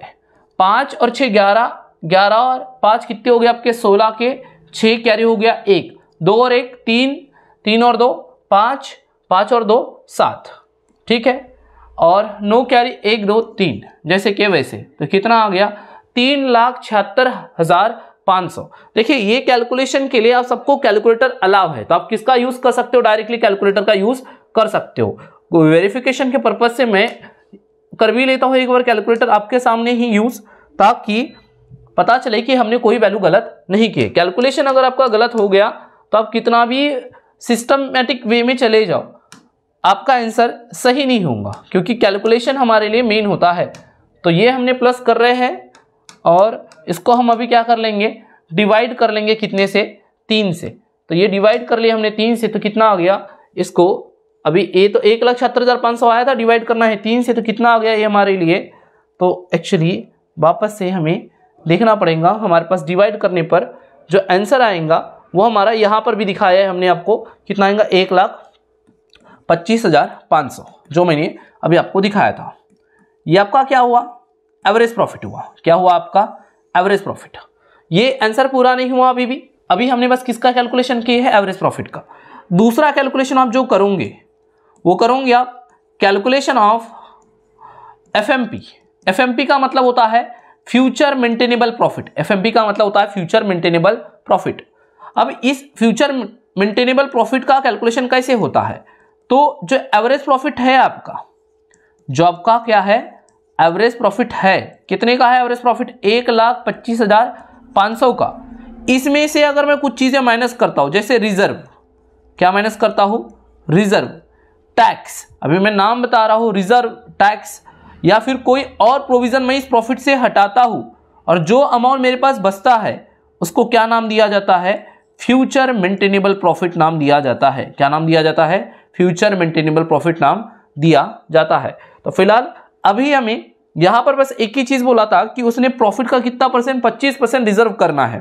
तो 1,25,500 का कितना परसेंट? 25% का कितना परसेंट? 25% रिजर्व बनाना है। तो हमें वापस किसकी जरूरत पड़ेगी? कैलकुलेटर की जरूरत पड़ेगी। तो हम कैलकुलेटर में कर लेते हैं 1,25,500 का कितना परसेंट? 25% कितना आता है हमारा? देख लेते हैं, ठीक है। तो हमने इसका 25% निकालना है। एक मिनट इसको क्लियर कर लेते हैं। 1,25,500 का कितना परसेंट? 25, और उसको परसेंटेज दबा देंगे तो शायद, या डिवाइड, 25 से इंटू 100 से डिवाइड, ऐसा कर लो, क्योंकि ये शायद कैलकुलेटर जैसे काम ना है। तो 25 से इंटू 100 से डिवाइड कर दिया, 25% निकाल लिया मैंने यहाँ पर। कितना आया? ये आया आपका 31,375। कितना आया? 31,375, ठीक है। तो इसको मैं आपको अगले साइड पे दिखा देता हूँ, ठीक है। यहाँ पर देख लो आप, यहाँ पर आपको और भी अच्छे से समझ में आ जाएगा कि यहाँ पर वैल्यूज जो है ऑलरेडी टाइपिंग के फॉर्म में है, तो आपको यह समझना थोड़ा सा आसान हो जाएगा। इस इमेज को मैं थोड़ा सा बड़ा कर देता हूँ और इसको ऊपर भी कर लेते हैं ताकि आपको ये कैलकुलेशन दिखाई दे। हमने सबसे पहले किसका कैलकुलेशन किए है? हमने तो पहले एवरेज प्रॉफिट कैलकुलेट किए थे, तो हमारे पास कितना आया था? 3,76,500 आया था। फिर इसको हमने 3 से डिवाइड किए हमने, तो क्या आया? हमारा एवरेज प्रॉफिट आया। एक्चुअली टोटल प्रॉफिट को एवरेज प्रॉफिट मतलब नंबर ऑफ ईयर से डिवाइड करके 1,25,000 आया था, और 25% जो हमने अभी निकाले हैं कितना आया है? 31,375। तो कितना आ गया आपका? 94,125। कितना आ गया? 94,125। वही राशि हमें यहाँ लिखनी पड़ती है, 94,125, ठीक है। तो ये हो गया आपका क्या? कैलकुलेशन। पहले मैंने क्या निकाला? Average profit. एवरेज प्रॉफिट में से क्या माइनस किया? रिजर्व। तो क्या आया मेरा? Future maintainable profit. अब ये फ्यूचर मेंटेनेबल प्रॉफिट को देखकर आपको एक और कैलकुलेशन करना है। किसका कैलकुलेशन करना है? Calculation of capitalise value. Capitalise value of FMP. Capitalise value of FMP हमें निकालना है। अब ये क्या होती है कैपिटलाइज वैल्यू ऑफ एफएमपी? तो इसका एक फॉर्मूला हमने आपको बताए थे, ठीक है। अगर आपने नहीं पता है तो कोई दिक्कत नहीं है, आप यहां से देख सकते हो कि कैपिटलाइज वैल्यू ऑफ एफएमपी निकालने का फॉर्मूला क्या है। तो हम पहले एफएमपी लेते हैं अपना, इंटू करते हैं 100 से, और नॉर्मल रेट जो क्वेश्चन में दिया होता है उसको लेते हैं। चलिए देखते हैं यही से। तो यहां पर आप देखो तो हमारा नॉर्मल रेट है जो रिटर्न मिलता है हमें NRR जिसे कहा जाता है वो 10% का है, और हमारा FMP कितना आया है 94,125। तो हमने क्या किए, हमारा 94,125 का क्या है FMP है, नॉर्मल रेट है 10 का, इंटू करते हैं 100 से।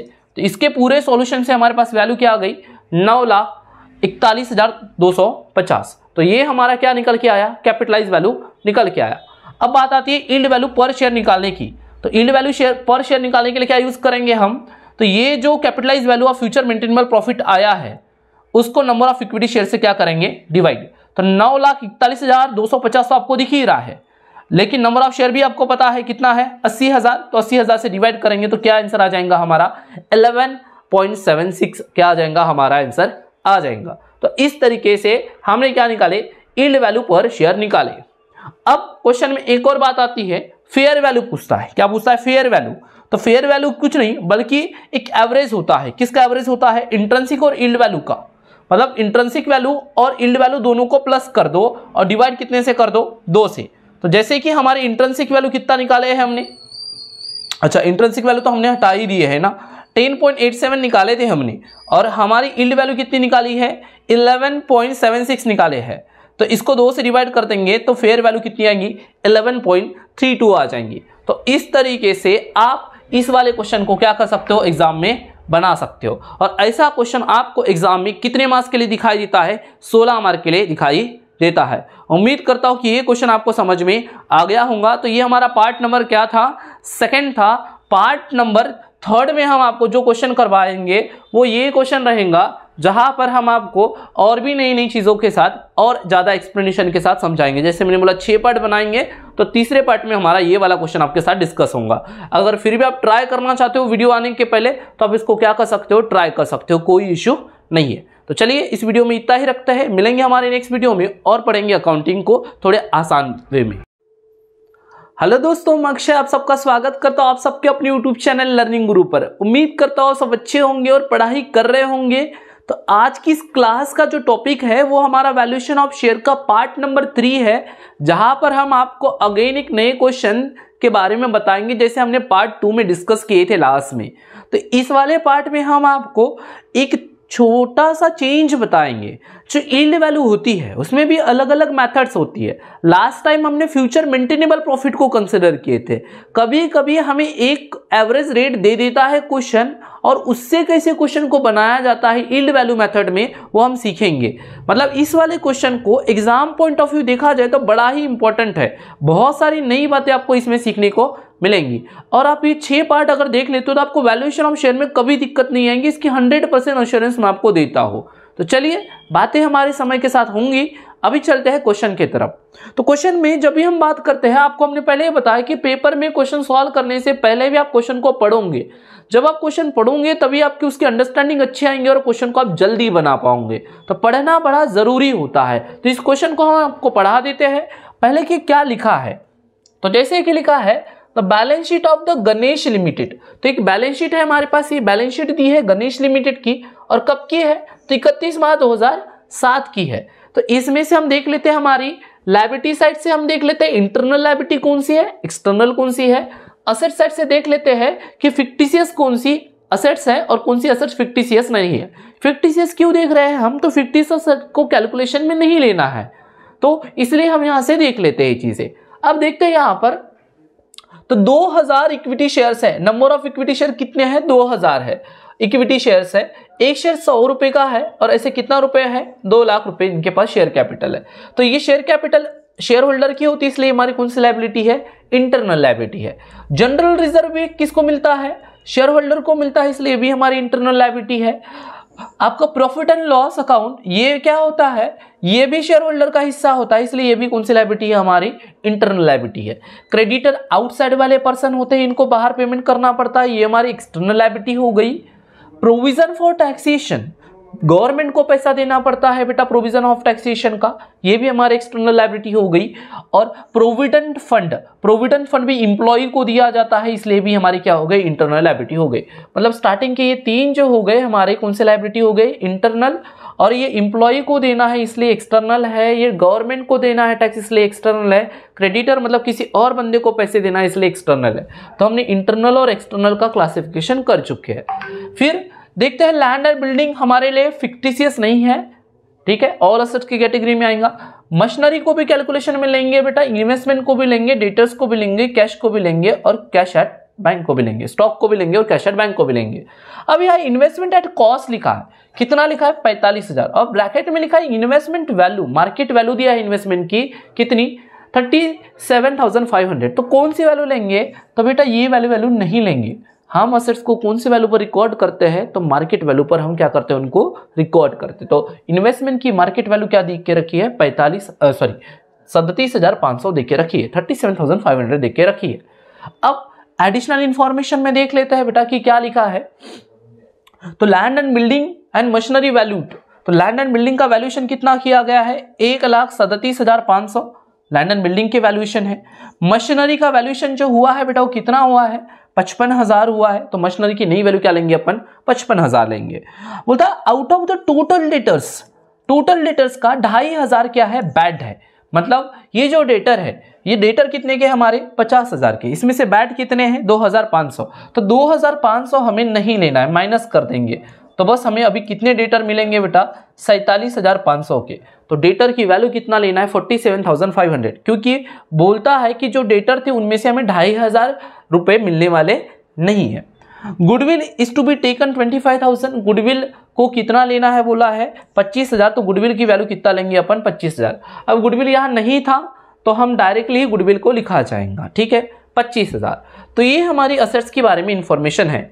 अब यहाँ बोलता है the normal rate of dividend, the normal rate of dividend declare by such type of companies is 15%। जो नॉर्मल रेट ऑफ डिविडेंड होता है ऐसे कंपनियों में वो क्या होता है बोलता है 15% का होता है। इस मेथड को, ये जो यील्ड वैल्यू मेथड है अभी, ये जो यील्ड वैल्यू मेथड बनेंगी, तो ये जो यील्ड वैल्यू मेथड है ये डिविडेंड प्रोस्पेक्टिव से है। कौन से प्रोस्पेक्टिव से है डिविडेंड। तो मतलब यहां पर आपको किसको कंसिडर करना है डिविडेंड को।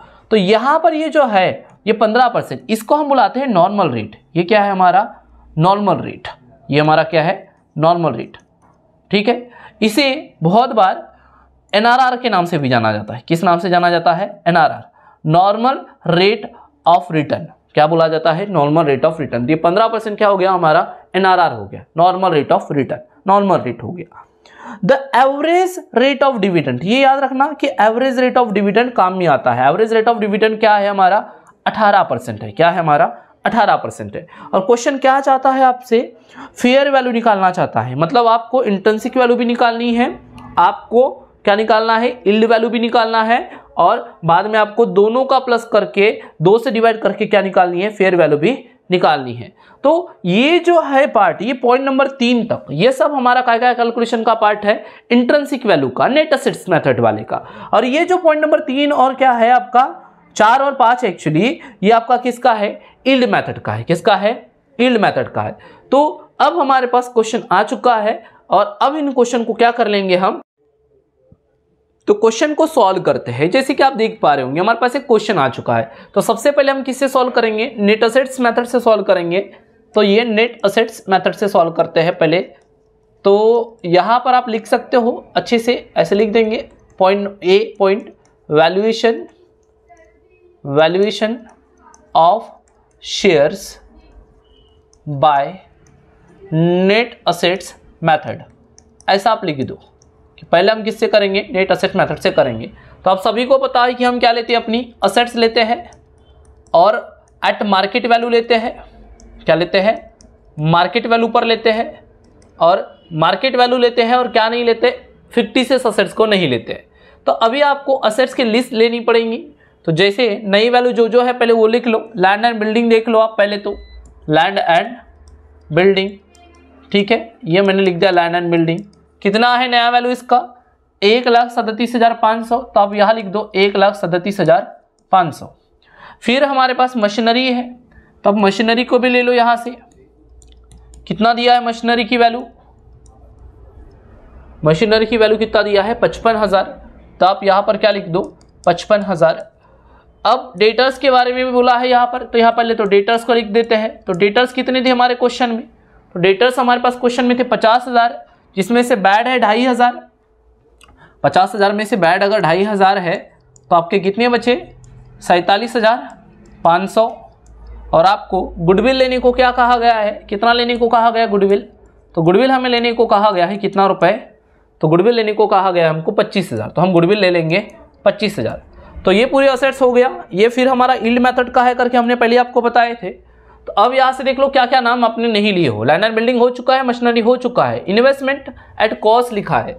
तो कौन सी लूँ इन्वेस्टमेंट की वैल्यू, तो इन्वेस्टमेंट की हम कौन सी वैल्यू लेंगे, तो इन्वेस्टमेंट की हम लेंगे मार्केट वैल्यू 37,500। डेटर्स हो चुका है हमारा लिखकर। स्टॉक बचा है हमारा, तो स्टॉक भी लिख लेते हैं। हमारा स्टॉक कितना है, ये भी 37,500 है। और फिर हमारे पास क्या है, कैश एट बैंक। तो ये हमारी क्या हो चुकी है, पूरी की पूरी असेट्स आ चुकी है। कितनी की है ये, 25,000 की। अब इन असेट्स की क्या लगा लेंगे, टोटल लगा लेंगे। तो आप भी अपना कैलकुलेटर उठाइए और लगाइए टोटल एक बार। 1,37,500, 55,000, 47,500, 25,000 और 37,500 और 37,500 और एक बार 25,000। तो कितना आ गया ये आ गया 3,65,000। कितना आ गया, 3,65,000। एक्चुअली एक मिनट क्रॉस चेक कर लेना चाहिए कि कोई गड़बड़ तो नहीं हुई है, ताकि बाद में कोई प्रॉब्लम ना आए। तो हमने इसके आंसर्स को रखे थे। तो यहाँ पर एक चीज़ जो है हमने जो एडिशनली लिए हैं, कितना आ गया, 3,65,000 हमारा ये आ चुका है। अब आगे चलते हैं हम और इसको हम सॉल्व करते हैं। 3,65,000 इसमें से माइनस करेंगे क्या, हमारी एक्सटर्नल लायबिलिटीज़। क्या माइनस करेंगे, एक्सटर्नल लायबिलिटीज़। एक्सटर्नल लायबिलिटीज़ देख लेते हैं। तो हमारे पास एक्सटर्नल लायबिलिटीज़ क्या है, एक्सटर्नल लायबिलिटीज़ में हमारे पास क्रेडिटर्स है, प्रोविज़न फॉर टैक्सेशन है और प्रोविडेंट फंड है। तो एक हो गया क्या आपका क्रेडिटर्स, एक हो गया आपका प्रोविज़न फॉर टैक्सेशन, ठीक है, और एक हो गया आपका प्रोविडेंट फंड, एक आ गया। तो इनको लिख लेते हैं। तो ये कितना है आपका 45,000 है, 45,000 है। ये आपका प्रोविज़न फॉर टैक्सेशन कितना है, तो आपका ये 20,000 है और ये आपका कितना है 17,500 है। तो अगर मैं इनका प्लस करता हूँ लायबिलिटीज़ का, तो 45,000 प्लस 20,000 प्लस 17,500, तो कितना आ गया हमारा 82,500। कितना आ गया 82,500। तो 3,65,000, 3,65,000 माइनस करता हूँ मैं 82,500, तो मेरे पास बचता है 2,85,500। इसको क्या नाम देंगे हम, amount available for equity share holder. क्या नाम देंगे, amount available for equity share holder. और अगर मुझे इसकी इंट्रिंसिक वैल्यू निकालना है तो क्या करूंगा, इंट्रिंसिक वैल्यू निकालने के लिए तो इंट्रिंसिक वैल्यू का फॉर्मूला आपको पता है, क्या होता है, अमाउंट अवेलेबल, क्या लिखते हैं, amount available for equity share holder लिखते हैं। और अपॉन किससे करते हैं, तो नंबर ऑफ इक्विटी शेयर से, नंबर ऑफ इक्विटी शेयर से। तो आपके पास कितने हैं नंबर ऑफ इक्विटी शेयर्स, मतलब अमाउंट कितनी बची है, 2,82,500। ये amount of equity share holder है। नंबर ऑफ इक्विटी शेयर्स कितने हैं, 2,000। तो आप इसको 2,000 से क्या कर लो, डिवाइड कर लो। 2,82,500 को अगर मैं डिवाइड करता हूँ कितने से, 2,000 से, ये आता है मेरा 41.25। तो ये मेरा जो आया वो क्या आया, इंट्रिंसिक वैल्यू आया। क्या आया, इंट्रिंसिक वैल्यू आया। अब मुझे यील्ड वैल्यू निकालना है। क्या निकालना है, यील्ड वैल्यू निकालना है। तो इसी का मैं कॉपी वर्जन ले लेता हूँ ताकि आपको समझाने में आसानी हो जाए। तो इसको हमने कॉपी कर ले एक, तो हमारे पास क्वेश्चन सेम रहेगा। तो इंट्रिंसिक वैल्यू मैं यहाँ पे लिख देता हूँ 41 पॉइंट क्या आई है, 25 आई है। अब इसको मैं यहाँ से हटा देते हैं हम इस क्वेश्चन को, जो भी हमने आंसर बनाए हैं।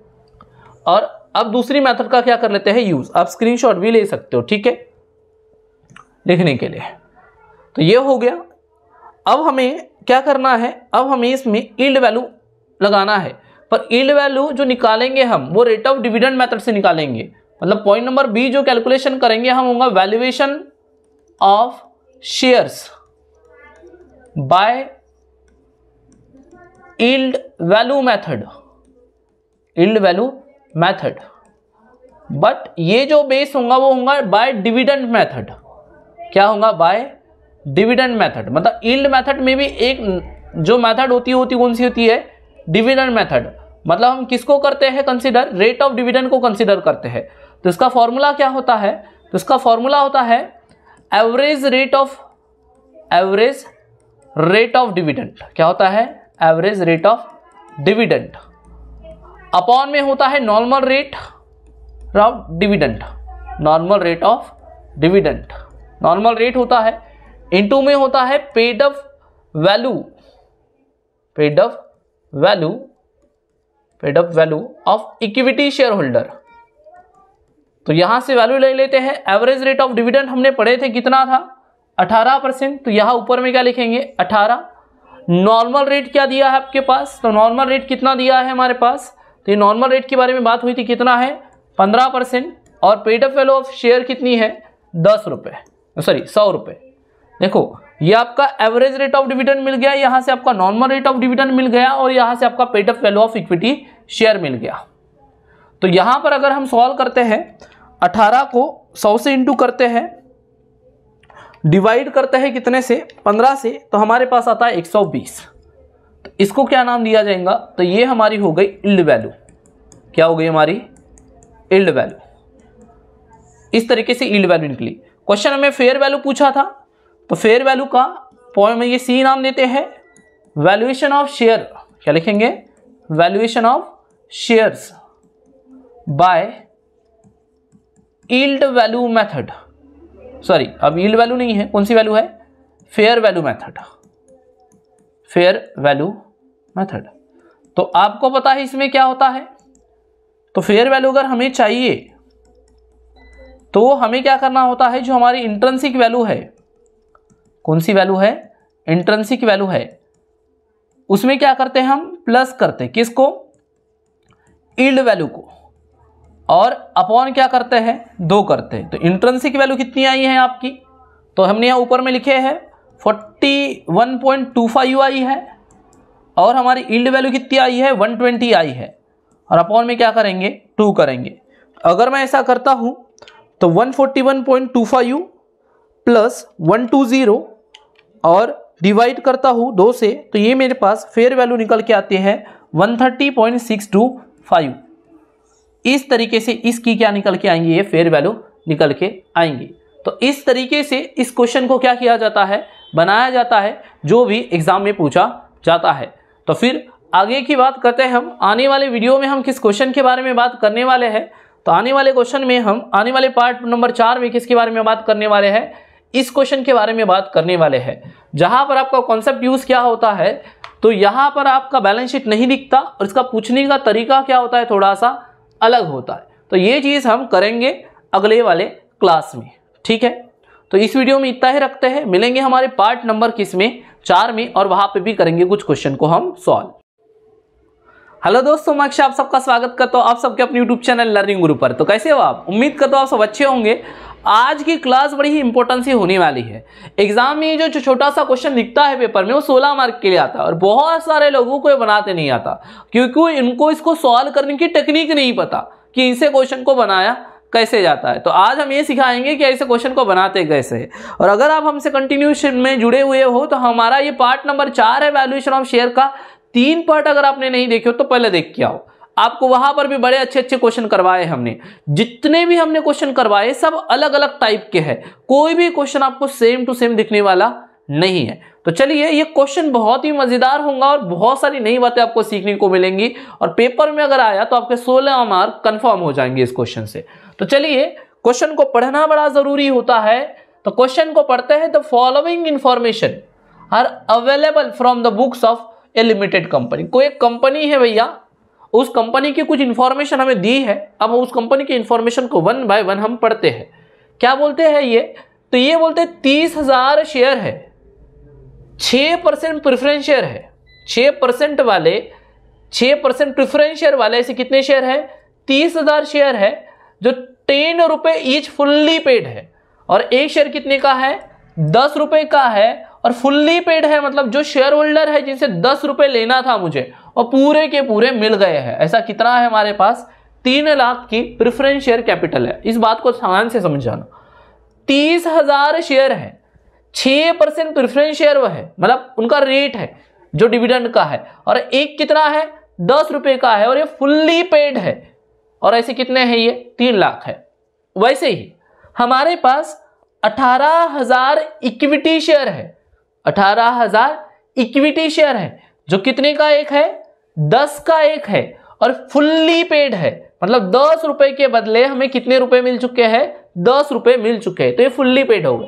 तो कितना आ गया, 1,80,000। फिर हमारे पास 15,000 शेयर है, कितने शेयर है, 15,000 शेयर है और इक्विटी शेयर ऑफ 10 ईच, 10 रुपए का एक है, लेकिन 8 पर शेयर पेड, मतलब 10 रुपए में से बस 8 रुपए हमें मिले हैं, मतलब अभी भी हमें कितने नहीं मिले हैं, 2 रुपए अभी भी नहीं मिले हैं, क्योंकि शेयर तो 10 का था, 8 रुपए मिले, मतलब अभी भी 2 रुपए नहीं मिले हैं।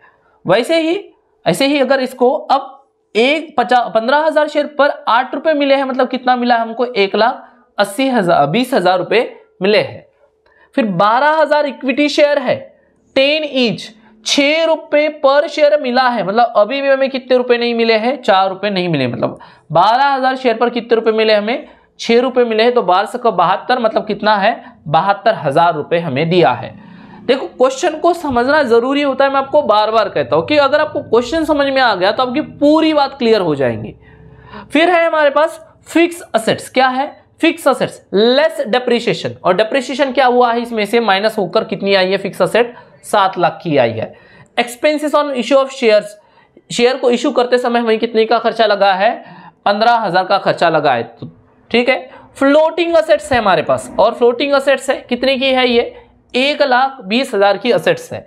लायबिलिटीज है हमारी सन्ड्री पार्टीज की, दूसरे लोगों की, कितने की लायबिलिटी है हमारी, 75,000 की, और रिजर्व एंड सरप्लस बना है हमारा कितने का, 88,000 का।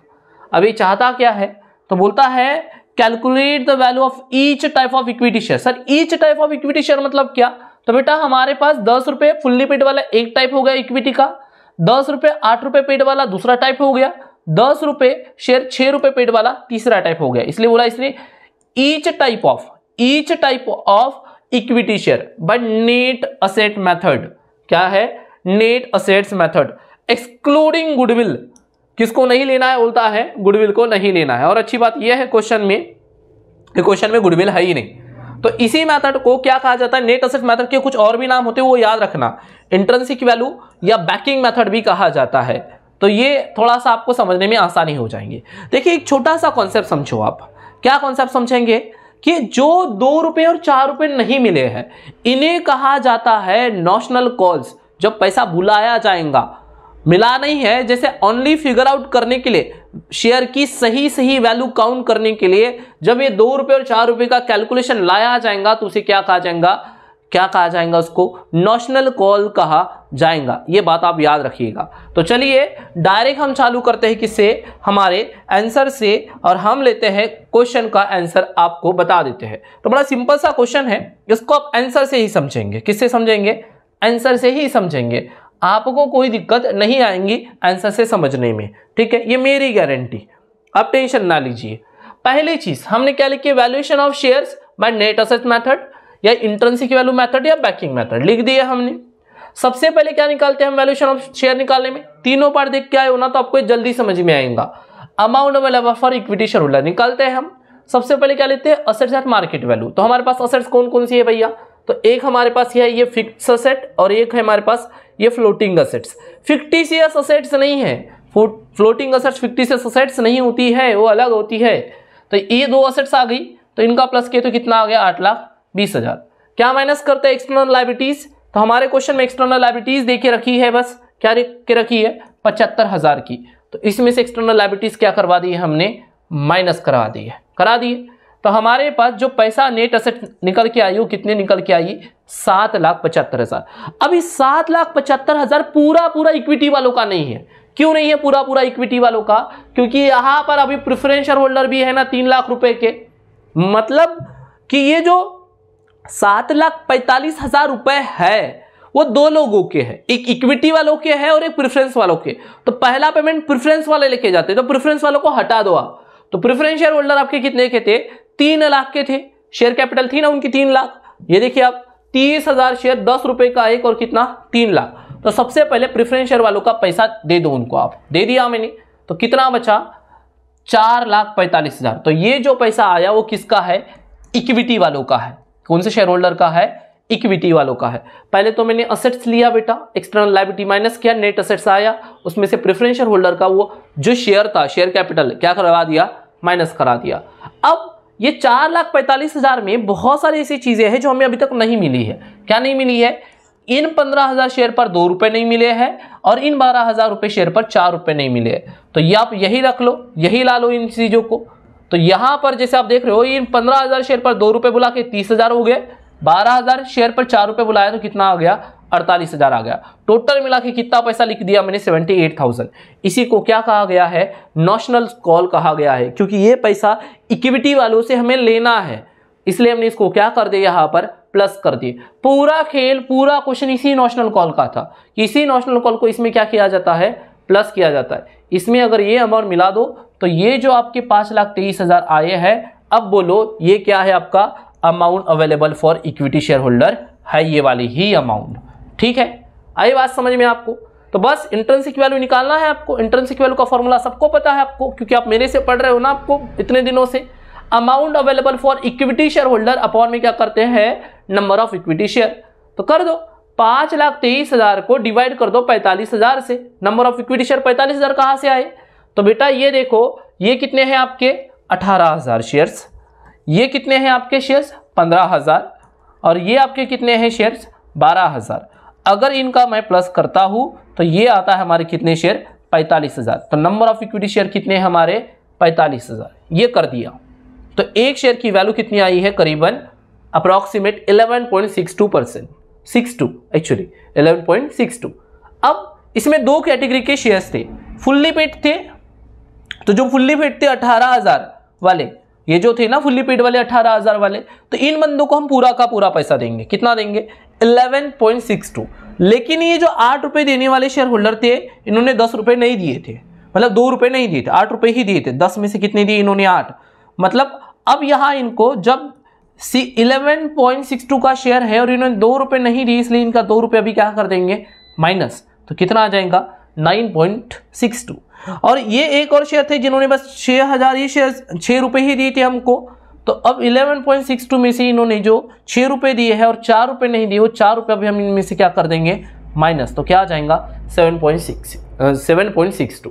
एक छोटा सा ही क्वेश्चन होता है लेकिन बड़ा इंपॉर्टेंट सा होता है। एग्जाम में कितने मार्क्स के लिए आ जाता है? इतना ही कैलकुलेशन 16 मार्क के लिए आ जाता है।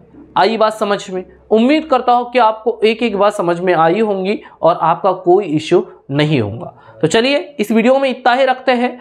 आगे चलकर हम बात करेंगे हमारे नेक्स्ट पार्ट में, जहां हम आपसे डिस्कस करेंगे क्वेश्चन नंबर 4, पार्ट नंबर 4। ये भी बड़ा इंटरेस्टिंग सा क्वेश्चन है। यहां पर ये भी पेपर में 16 मार्क के लिए आया है। अगर क्वेश्चन का साइज देखोगे तो बोलोगे सर इतू सा 16 मार्क के लिए आता है। बेटा साइज के मत जाओ, उसके कॉन्सेप्ट के ऊपर जाओ। एग्जाम में कॉन्सेप्ट से क्वेश्चन पूछता है, साइज देखकर क्वेश्चन नहीं पूछते। तो आने वाले वीडियो में हम इस क्वेश्चन को बनाएंगे। अगर फिर भी आपको आता है तो ट्राई कर सकते हो हमारी नेक्स्ट वीडियो आने तक। हेलो दोस्तों, मैं अक्षय आप सबका स्वागत करता हूं आप सबके अपने यूट्यूब चैनल लर्निंग गुरु पर। तो इस वीडियो को चालू करने से पहले एक बात मैं आपसे जरूर शेयर करूंगा।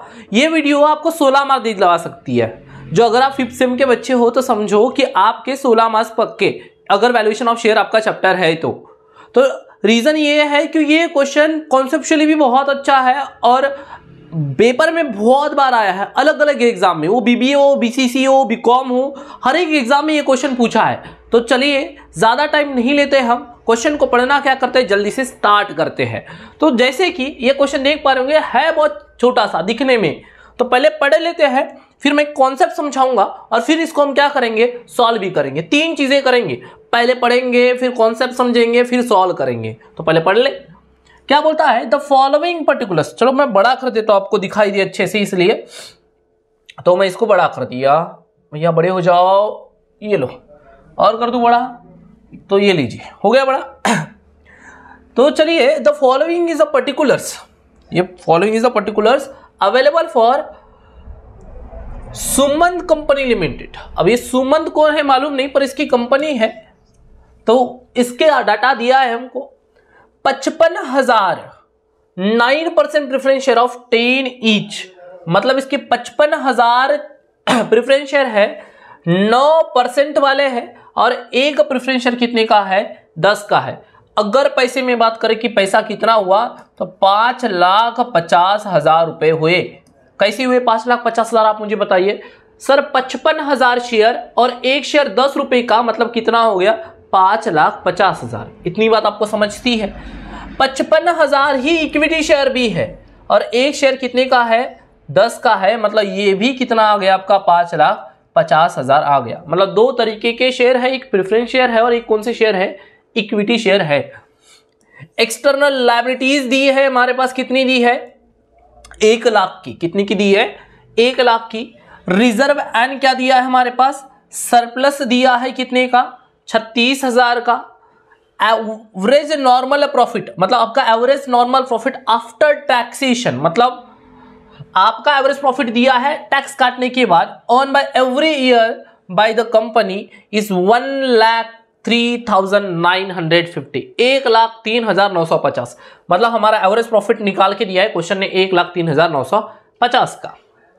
The normal rate of return earn by the fully paid up equity shares of the same type of companies in 9%। जो नॉर्मल रिटर्न कमाती है कंपनी इक्विटी शेयर के ऊपर, वो कितना है एनआरआर, इनका नॉर्मल रेट ऑफ रिटर्न क्या है, 9% है। कितना है, 9%। Out of the total assets, जितनी भी असेट्स थी, असेट वर्थ ₹3,000 आर फिक्टिशियस, 3,000 की असेट्स क्या है बोलता है, फिक्टिशियस। मतलब एक कंपनी के पास जितनी भी असेट्स होंगी उसमें से 3,000 की असेट्स क्या है, फिक्टिशियस है। और क्या बोलता है, फेयर वैल्यू निकालो आप इक्विटी शेयर की। अब क्वेश्चन में बड़ी तकलीफें हैं सर, असेट्स के बारे में जानकारी दिया है, पर उस असेट्स के बारे में जानकारी दिया है जिसमें क्या है आपका 3,000 की फिक्टिशियस असेट दी है। अब क्या करें सर, एक्सटर्नल लायबिलिटीज दिया है सर, एक्सटर्नल लायबिलिटीज दिया है 1 लाख की है और फिक्टिशियस असेट 3,000 की है। तो बेटा आपको एक छोटा सा कॉन्सेप्ट पहले करना पड़ेगा, अपने दिमाग में रेडी करना पड़ेगा। और वो कॉन्सेप्ट क्या है, तो कॉन्सेप्ट कुछ ऐसा है कि नेट असेट्स निकालने की 2 मेथड्स है। नेट असेट्स निकालने की क्या है, 2 मेथड्स है। नेट असेट्स निकालने की पहली मेथड आप लोग जानते हो, असेट्स लेते हैं हम एट मार्केट वैल्यू लेते हैं, एट मार्केट वैल्यू भी लेते हैं, और एक्सक्लूडिंग फिक्टिशियस असेट लेते हैं, excluding fictitious assets. Fictitious assets को लिया नहीं जाता, लेते हैं, और यहां पर जो वैल्यू आती है उसमें से हम क्या करते हैं, अपनी एक्सटर्नल लायबिलिटीज को क्या करते हैं, माइनस करते हैं। एक्सटर्नल लायबिलिटीज को क्या करते हैं, माइनस करते हैं। ये मैंने माइनस कर दिया, तो जो भी आता है उसको क्या नाम दिया जाता है, नेट असेट्स क्या किया जाता है, नाम दिया जाता है। यहां पर जो भी आता है, ठीक है, ये नाम दिया जाता है। तो ये एक तरीका है। अब दूसरा तरीका यह है इसका रिवर्स अप्रोच। यहां पे आपने किसको नहीं लिखे, फिक्टिशियस असेट्स को, और यहां पे आपने किसको नहीं लिखे, इंटरनल लायबिलिटी को। तो नेट असेट्स निकालने का जो दूसरा तरीका है, जो इसका ऑप्शनल तरीका है, वो ये होता है कि हम क्या करते हैं, इंटरनल लायबिलिटीज लेते हैं। क्या लेते हैं, इंटरनल लायबिलिटीज लेते हैं। क्या ले लेंगे, इंटरनल लायबिलिटीज लेंगे, और उसमें अपनी फिक्टिशियस असेट्स को, किसको, फिक्टिशियस असेट्स को क्या कर देंगे, प्लस कर देंगे। क्या कर देंगे, प्लस कर देंगे। तो आपके पास क्या निकल के आएगा, नेट असेट्स निकल के आएगा। जी हां, आपने जो सुने हो वो आपने सही सुने हो। हमने क्या बोले, अच्छा मैंने एक चीज क्या कर दिया, यहां पर फिक्टिशियस असेट्स को क्या कर देंगे, यहां से माइनस कर देंगे, काम थोड़ा उल्टा कर देंगे। असेट्स में से अगर मुझे नॉर्मल नेट असेट्स निकालनी होती है, जो हमने अभी तक पढ़े, क्या करते थे, असेट्स में से एक्सटर्नल लायबिलिटीज माइनस करके नेट असेट्स निकालते थे। लेकिन नेट असेट्स निकालने का एक और तरीका है, क्या लो, इंटरनल लायबिलिटीज लो और उसमें से फिक्टिशियस असेट्स को क्या करो, माइनस करो। तो क्या निकल के आएगा, नेट असेट्स निकल के आएगा। सेम इस क्वेश्चन में वही करना है आपको। अभी आपको अपनी इंटरनल लायबिलिटीज में से आपको फिक्टिशियस असेट्स माइनस करना है। तो इंटरनल लायबिलिटी में देखो तो प्रेफरेंस शेयर होल्डर छोड़ दो, तो शेयर कैपिटल कितने की है, 5,50,000 की। रिजर्व एंड सरप्लस है आपकी इंटरनल लायबिलिटी कितने की है 36,000 की, और आपकी ये फिक्टिशियस एसेट्स कितने की आई है 3,000 की। तो इसी को हम यहां पर क्या करते हैं बनाते हैं। तो ये छोटा सा आंसर मैं आपके लिए रख देता हूं ताकि आपको लिखने का तरीका क्या होता है ये पता चले, इसलिए एक छोटा सा इसको बनाकर मैं यहां पर डाल देता हूं, ठीक है, ताकि अगर कोई चीज लिखना कैसे गया है अगर ये समझना हो तो आप उस कॉर्नर से देख सकते हो। तो हम यहां से लिखना चालू करते हैं। सबसे पहले क्या करेंगे हम सॉल्यूशन में क्या लिखेंगे, वैल्यूएशन ऑफ, पहला पॉइंट क्या करेंगे, पहला point valuation of share, valuation of share by net assets method, net assets method. और फॉर्मूला जो होगा अभी क्या होगा, थोड़ा सा उल्टा होगा। अब हम लिखेंगे अपनी कौन सी लायबिलिटीज, इंटरनल लायबिलिटीज। तो इंटरनल लायबिलिटी में सबसे पहले अपन अपने लिख लेते हैं शेयर कैपिटल। क्या थी हमारे पास, शेयर कैपिटल, इक्विटी शेयर्स थे ना हमारे पास। तो सबसे पहले क्या लिख लेते हैं अपनी इक्विटी शेयर कैपिटल। कितने थे इक्विटी शेयर कैपिटल, 55,000 शेयर, एक शेयर 10 का, तो कितना हो गया ये 5,50,000 रुपए हो गए। उसमें इंटरनल लायबिलिटी में हमारा रिजर्व एंड सरप्लस भी था, रिजर्व एंड सरप्लस भी था। तो देख लेते हैं रिजर्व एंड सरप्लस कितना था हमारा क्वेश्चन में। तो ये देखते हैं आपका क्या गया, आपका कितना है ये रिजर्व एंड सरप्लस कितने का है। तो ये हमारे पास रिजर्व एंड सरप्लस आया है कितने का, 36,000 का। तो इसको कितना लिख देते हैं यहाँ पर 36,000 लिख देते हैं। तो टोटल मिला के कितना आ गया, 5,86,000 आ गया। क्या आ गया, 5,86,000 आ गया, ठीक है। तो आगे बढ़ते हैं और समझते हैं नेक्स्ट चीज कि फिक्टिशियस असेट, ये हो गया हमारा इंटरनल लायबिलिटी। इसमें से अब अपनी फिक्टिशियस असेट्स को क्या करना है, आपको माइनस करना है।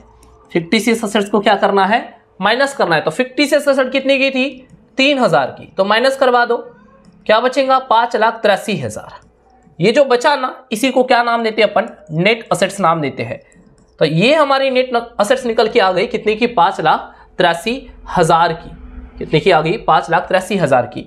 तो अभी तक हमने जो नेट असेट्स निकाले थे असेट्स में से एक्सटर्नल लायबिलिटी माइनस करके निकाले थे, लेकिन अभी जो इंटरनल लायबिलिटीज में से फिक्टिशियस असेट माइनस करने के बाद भी क्या आती है, हमारी नेट असेट्स आती है। ये इस कॉन्सेप्ट मतलब इस क्वेश्चन का एक कॉन्सेप्ट है जो आपको समझना है, इसलिए पेपर में 16 मार्क के लिए आता है, क्योंकि बच्चे इसको प्रिपेयर करके जाते हैं। आप लोग इसको प्रिपेयर करके नहीं जाते, यही तो आपकी गाड़ी अटक जाती है।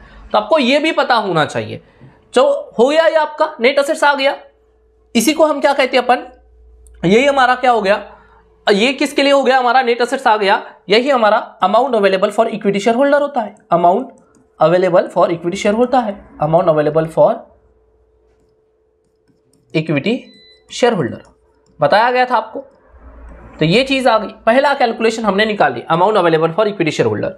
फिर इंट्रिंसिक वैल्यू क्या निकालेंगे, इंट्रिंसिक वैल्यू क्या फॉर्मूला होता है इंट्रिंसिक वैल्यू का, तो लिखते हैं amount available for equity share holder upon क्या करते हैं, number of shares, number of equity share लेंगे। तो कितना है ये 5,83,000, क्या है आपका 5,83,000। नंबर ऑफ इक्विटी शेयर थे 55,000 के, कितने के थे 55,000 के। तो अगर मैं 5,83,000 को डिवाइड करता हूं कितने से, 55,000 से, तो ये मैंने उठा लिया कैलकुलेटर और यहां देख लेता हूं 5,83,000 को अगर मैं 55,000 से डिवाइड करता हूं, कितने से डिवाइड करता हूं 55,000 से, तो मेरे पास आता है 10.60। तो ये क्या हो गई हमारी इंट्रिंसिक वैल्यू हो गई, क्या हो गई इंट्रिंसिक वैल्यू ऑफ शेयर। वैसे ही हमें अब ये हो गई इंट्रिंसिक वैल्यू। अब हमें बात करनी है किसके बारे में, यील्ड वैल्यू के बारे में। तो यील्ड वैल्यू में हमारे पास क्वेश्चन ने क्या देके रखा है, एवरेज प्रॉफिट देके रखा है। आपका एवरेज प्रॉफिट कितना है, बोलता है 1,03,950 और टैक्स भी माइनस किया है। तो हमारा यहां पर एवरेज प्रॉफिट और फ्यूचर मेंटेनेबल प्रॉफिट जो हम निकालते हैं वो दोनों हमारे लिए क्या आ गया, सेम।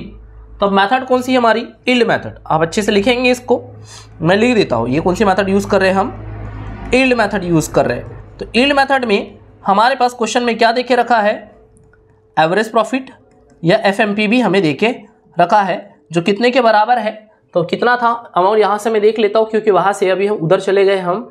तो कितना था 1,03,950 ये था आपका। इसमें से बस एक चीज आपको माइनस करना है याद से, क्या याद से माइनस करना है, 9% प्रेफरेंस शेयर होल्डर जो थे आपके, उसका डिविडेंड 9% प्रेफरेंस शेयर होल्डर जो थे ना हमारे, उनका क्या देंगे, डिविडेंड देंगे।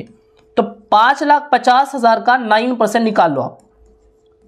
ये 9% प्रेफरेंस शेयर होल्डर क्या है, डिविडेंड है। ये माइनस करना बड़ा जरूरी है, गलती यही होती है। तो ये कहां से आया वो भी देख लो आप। ये लिखा था 9% प्रेफरेंस शेयर होल्डर 10 के 1 है और 5,50,000 है। तो उसी अमाउंट को बस आपको यहां से क्या करना है, माइनस। तो इसका अगर मैं कितना परसेंट निकालता हूं, 9% निकालता हूं, तो यहां पर जो वैल्यू आएंगी वो आएंगी 49,000 कितनी, 500। कितनी आएंगी, 49,500। आप चाहो तो निकाल लो, ठीक है। कैलकुलेटर अलाउ होता है आपको एग्जाम में, तो ये चीज याद रखना। तो यहां से डिविडेंड माइनस कर दिया एक्चुअली, और ये जो आंसर आएगा मेरे पास वो कितना आएगा, अभी यहां से अगर मैं माइनस करता हूं तो ये आएगा 54,450। क्या आएगा, 54,450। यहां पर आप देख सकते हो, यहां आपको दिखाई दूंगा मैं, अभी थोड़ी देर में दिखा दूंगा क्या आएगा, 54,450।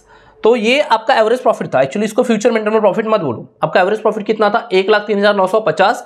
डिविडेंड माइनस किया 49,500 का, तो ये हमारा फ्यूचर मेंटेनेबल प्रॉफिट आ चुका है कितना, 54,450 का। अब काम आसान है, अब आपको आता है। तो अब आप किसको समझोगे, इस वाले पैटर्न से समझोगे। अब इस आंसर का आप यूज कर सकते हो, जो आपके लिए जरूरी है, क्योंकि आपको कॉमन कॉन्सेप्ट याद रखने पड़ेंगे। तो चलिए देखिए, यहां पर ये काम कर चुके हैं अपन। एवरेज प्रॉफिट आ चुका है, एफएमपी आ चुका है। तो फिर capitalise value of future maintainable profit का फॉर्मूला क्या होता है, एफएमपी अपॉन में नॉर्मल रिटर्न इनटू में क्या करना, 100 करना।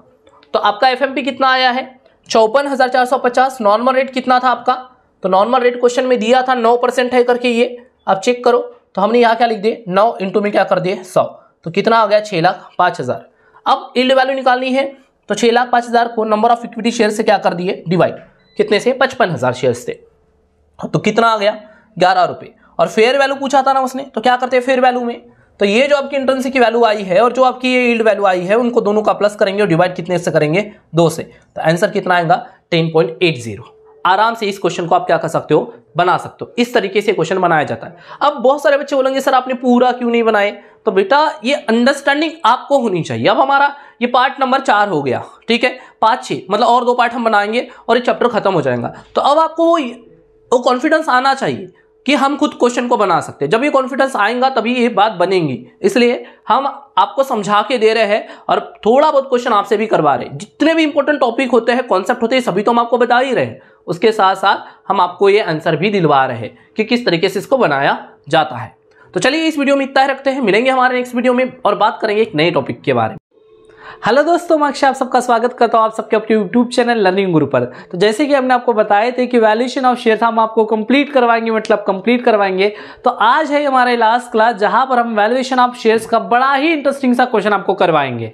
तो चलिए बातें नहीं करते हैं, हम काम करते हैं, पढ़ाई करते हैं, ताकि आपके पेपर में नंबर्स बड़े अच्छे आए। तो चलिए, जैसे आप सभी को पता है कि हम सबसे पहले क्वेश्चन को पढ़ते हैं, समझते हैं, फिर क्या करते हैं, सॉल्व करते हैं।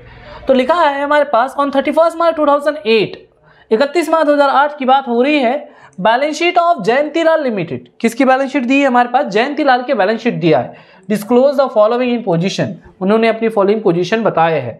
इसमें क्या बताया इन्होंने, इनकी फिक्स असेट्स है बोला है, ये करंट असेट्स दिया है, प्रीलिमिनरी एक्सपेंसेस और प्रॉफिट एंड लॉस दिया है। ये इन दोनों को लेना नहीं है। क्यों नहीं लेना, क्योंकि हमारी कौन सी असेट्स है, फिक्टिशियस असेट्स है, और हमने आपको बताए थे ना कि फिक्टिशियस असेट्स नहीं लेना है। तो बस किसको लेंगे हम कैलकुलेशन में, फिक्स असेट और करंट असेट्स को।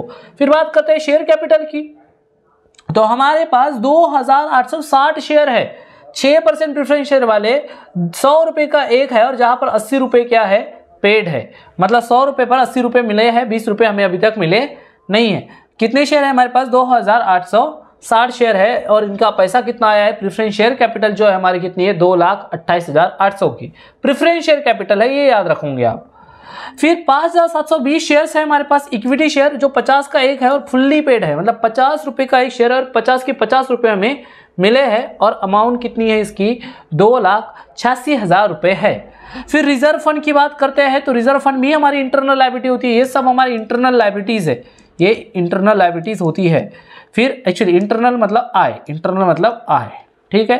क्रेडिटर की बात करते हैं तो ये हमारे एक्सटर्नल होते हैं क्योंकि बाहर के लोग होते हैं, और हमारे लायबिलिटीज फॉर एक्सपेंसेस मतलब भी हमारे एक्सटर्नल लायबिलिटी होती है, लायबिलिटीज फॉर एक्सपेंसेस। तो इस तरीके से हमने डिसाइड कर लिया कि कौन से असेट को कैलकुलेशन में लेना है और कौन से असेट को कैलकुलेशन में नहीं लेना है। तो ये करना बड़ा जरूरी होता है क्वेश्चन जब भी आप बनाओ। अब आगे बात करते हैं, बोलता है preference shares dividend are arrears for 3 years. Preference share का डिविडेंड जो है एरियर्स है, बोलता है 3 साल से। एरियर्स है का मतलब क्या है कि जो शेयर्स है प्रेफरेंस शेयर होल्डर 2,28,800 के, इनके ऊपर हमने डिविडेंड अभी तक दिए नहीं है। ये बात बोला है कितने साल से? 3 साल से, तो हमें देना पड़ेगा। अब बोलता है you are required to by value of equity share and preference share. हमें दोनों की वैल्यू ढूंढना है, इक्विटी शेयर की और किसकी? प्रेफरेंस शेयर की। अब ध्यान से सुनना, इसमें केस है, ये पहला केस है, ये दूसरा केस है। तो सबसे पहले बोला है preference share have priority as to payment of capital only. Preference share को एक प्रायोरिटी देंगे कि ओनली उनको क्या दिया जाएगा? कैपिटल का पेमेंट करेंगे, डिविडेंड नहीं देंगे। और दूसरा एक केस है कि preference share have priority to both payment of capital and arrears of dividend. जैसे कि आप सबको पता है जो प्रेफरेंस शेयर होते हैं उनको कैपिटल रिफंड की और डिविडेंड की पेमेंट की प्रायोरिटी होती है, प्राथमिकता होती है। तो अब यहां बोला है कि एक बार हम बस उनको कैपिटल की प्रायोरिटी देंगे और एक केस में हम क्या देंगे? कैपिटल और डिविडेंड दोनों की प्रायोरिटी देंगे। तो इस केस में हमें वैल्यूएशन ऑफ शेयर करना है। तो ये हमारा क्या है? आंसर है जो हमने आपके लिए लिख कर रखे हैं। हम आपको भी समझाते हैं, बस आपको समझना है क्वेश्चन को। ये पहला केस है हमारा, when preference share have priority of payment of capital only. Preference share को हम क्या देंगे? ओनली उनका कैपिटल ही वापस करेंगे। अब क्वेश्चन में सबसे पहले कैलकुलेशन क्या करते हैं हम? Amount available for equity share holder. आपने सीखे हो ना? तो सबसे पहले हमने क्या लिखे? अपनी असेट्स लिखे, टेंजिबल असेट्स कौन सी थी हमारी? ये 5 लाख और एक करंट असेट 92,000। तो हमने इन दोनों को लिख दिए, 5 लाख और 92,000। इसमें से आप सबको पता है हम अपनी एक्सटर्नल लायबिलिटीज मतलब क्रेडिटर 32,000 के और हमारी करंट लायबिलिटीज कितनी की? जो है 30,900 की, हम क्या कर देते हैं? माइनस। तो ये कितना आ गया? 62,900 रुपये हमने क्या कर दिए? माइनस। तो हमारी नेट असेट्स निकल के आई कितनी की? 5,29,100 की। लेकिन ये जो नेट असेट्स है ये दोनों की है। इसके पहले भी मैंने आपको बताया था यहाँ प्रेफरेंस वाले भी है और इक्विटी वाले भी है। तो अगर मैं प्रेफरेंस शेयर में कैपिटल का प्रायोरिटी है मतलब बस मैं क्या माइनस करूंगा? कैपिटल। तो प्रेफरेंस शेयर कैपिटल जो थी हमने पढ़े थे कितनी थी? 2,28,800। तो ये 2,28,000 यहाँ से क्या कर दिया मैंने? माइनस कर दिया। तो मेरे पास कितना बच के आया? 3,03,300 रुपये। ये हमारा amount available for equity share holder. तो इक्विटी शेयर की वैल्यू अगर जानना हो तो क्या करते हैं हम? जितने भी अमाउंट अवेलेबल है, तो अवेलेबल अमाउंट कितनी है? 3,03,000 और नंबर ऑफ शेयर कितने हैं? तो नंबर ऑफ शेयर है 5,720। इसको हम क्या कर देंगे? डिवाइड कर देंगे तो हमारे पास वैल्यू निकल के आएंगी 52.50। तो आप कैलकुलेटर से क्या कर सकते हो? कैलकुलेट कर सकते हो। हमने पहले इसको कैलकुलेट किए हैं तभी ये हमने आपके सामने ऐसे रखे हैं। क्लियर है आपको बात? अब ये जो सेकंड केस है इसमें क्या है? तो हमें यहां पर प्रेफरेंस शेयर होल्डर को दोनों प्रायोरिटी देना है, एक पेमेंट ऑफ कैपिटल की और एरियर्स ऑफ डिविडेंड की। तो इसमें क्या होता है? ये जो पूरा कैलकुलेशन हमने यहां तक किए नेट असेट्स का 5,29,000 तक का, ये 5,29,100 तक का कैलकुलेशन, ये पूरा का पूरा क्या होगा? सेम होगा। तो ये सेम लिखना है आपको। अब इसमें से आपको दो चीजें माइनस करना है। यहाँ शेयर कैपिटल माइनस किए थे, अभी हमें शेयर कैपिटल और क्या माइनस करना है? डिविडेंड माइनस करना है। तो यहां जैसे आप देख पा रहे होंगे हमने प्रेफरेंस शेयर लिखे, शेयर कैपिटल लिखे उनकी, और फिर हमने लिखे 3 साल का डिविडेंड। अब 3 साल का डिविडेंड कैसे आया ये भी आप देख लो। तो 2,28,800 का पहले तो आप कितना परसेंट निकालना? 6% निकालना, और जो भी अमाउंट आती है उसका कितना गुना कर दो? 3 गुना कर दो। तो जैसे मैं कैलकुलेटर ले ही लेता हूं और आपको निकाल के दे ही देता हूं 2,28,800। तो लिखता हूं 2,28,800 का 6% और इसका गुना करता हूं 3 साल के लिए। तो ये मेरे पास आया है 41, कितना आया है? पहले तो मैं इसका 6% निकाला तो वो भी लिख देता हूं यहाँ पर आपके लिए कन्वीनियंस के लिए कि आपको कोई इशू ना आए। तो मैंने इसका अगर 6% निकाला तो ये कितना आया? 13,728 आया, और इसका 3 गुना करता हूं मैं तो इसका 3 गुना आया 41,184 आया, मतलब 41,184 ये लिख दिया मैंने। अब इन दोनों ये शेयर होल्डर का पेमेंट था, मतलब प्रेफरेंस शेयर होल्डर का पेमेंट था कितने का? 69,984 का, तो इसमें से ये वाली वैल्यू क्या करवा दूंगा माइनस, मतलब 5,29,100 में से कितना माइनस करूंगा, प्रेफरेंशियल होल्डर का पेमेंट 2,59,984 का, तो मेरे पास जो बैलेंस आया है 2,59,000 कितने का 116 का बैलेंस आया है। तो बस हमें वैल्यू मिल गई और यही है हमारी amount available for equity share holder. और हमारे पास number of equity share holder कितने हैं, तो आपको पता है नंबर ऑफ इक्विटी शेयर कितने हैं हमारे पास 5,720, तो इसको हमने 5,720 से क्या कर दिए डिवाइड कर दिए, तो कितना आंसर आ गया 45,030, ये हमारा क्या आ गया आंसर आ गया। तो इस तरीके से ऐसे क्वेश्चन को क्या किया जा सकता है, डील किया जा सकता है, जो मैंने बहुत ही आसान वे में आपको समझाने की कोशिश किया हूँ। उम्मीद करता हूँ कि ये चीज़ आपको क्या हुई होंगी, समझ में आ गई होंगी और आपको कोई इश्यू नहीं आएगा। और जब आपका अगर ये पहला वीडियो है या दूसरा वीडियो है तो मैं आपको बता दूं, हमने पूरा वैल्यूएशन ऑफ शेयर के जितने तरीके के क्वेश्चन पूछ सकते हैं वो पूरे क्वेश्चन हमने आपको करवा के दिए हैं। आप सीक्वेंस वाइज प्लेलिस्ट में जाकर वैल्यूएशन ऑफ शेयर सर्च कीजिए, आपको वैल्यूएशन ऑफ शेयर की प्लेलिस्ट में आपको पूरे के पूरी वीडियोस क्या हो जाएंगे मिल जाएंगे। तो चलिए इस वीडियो में इतना ही रखते हैं, मिलेंगे हमारे नेक्स्ट वीडियो में, तब तक के लिए टेक केयर दोस्तों।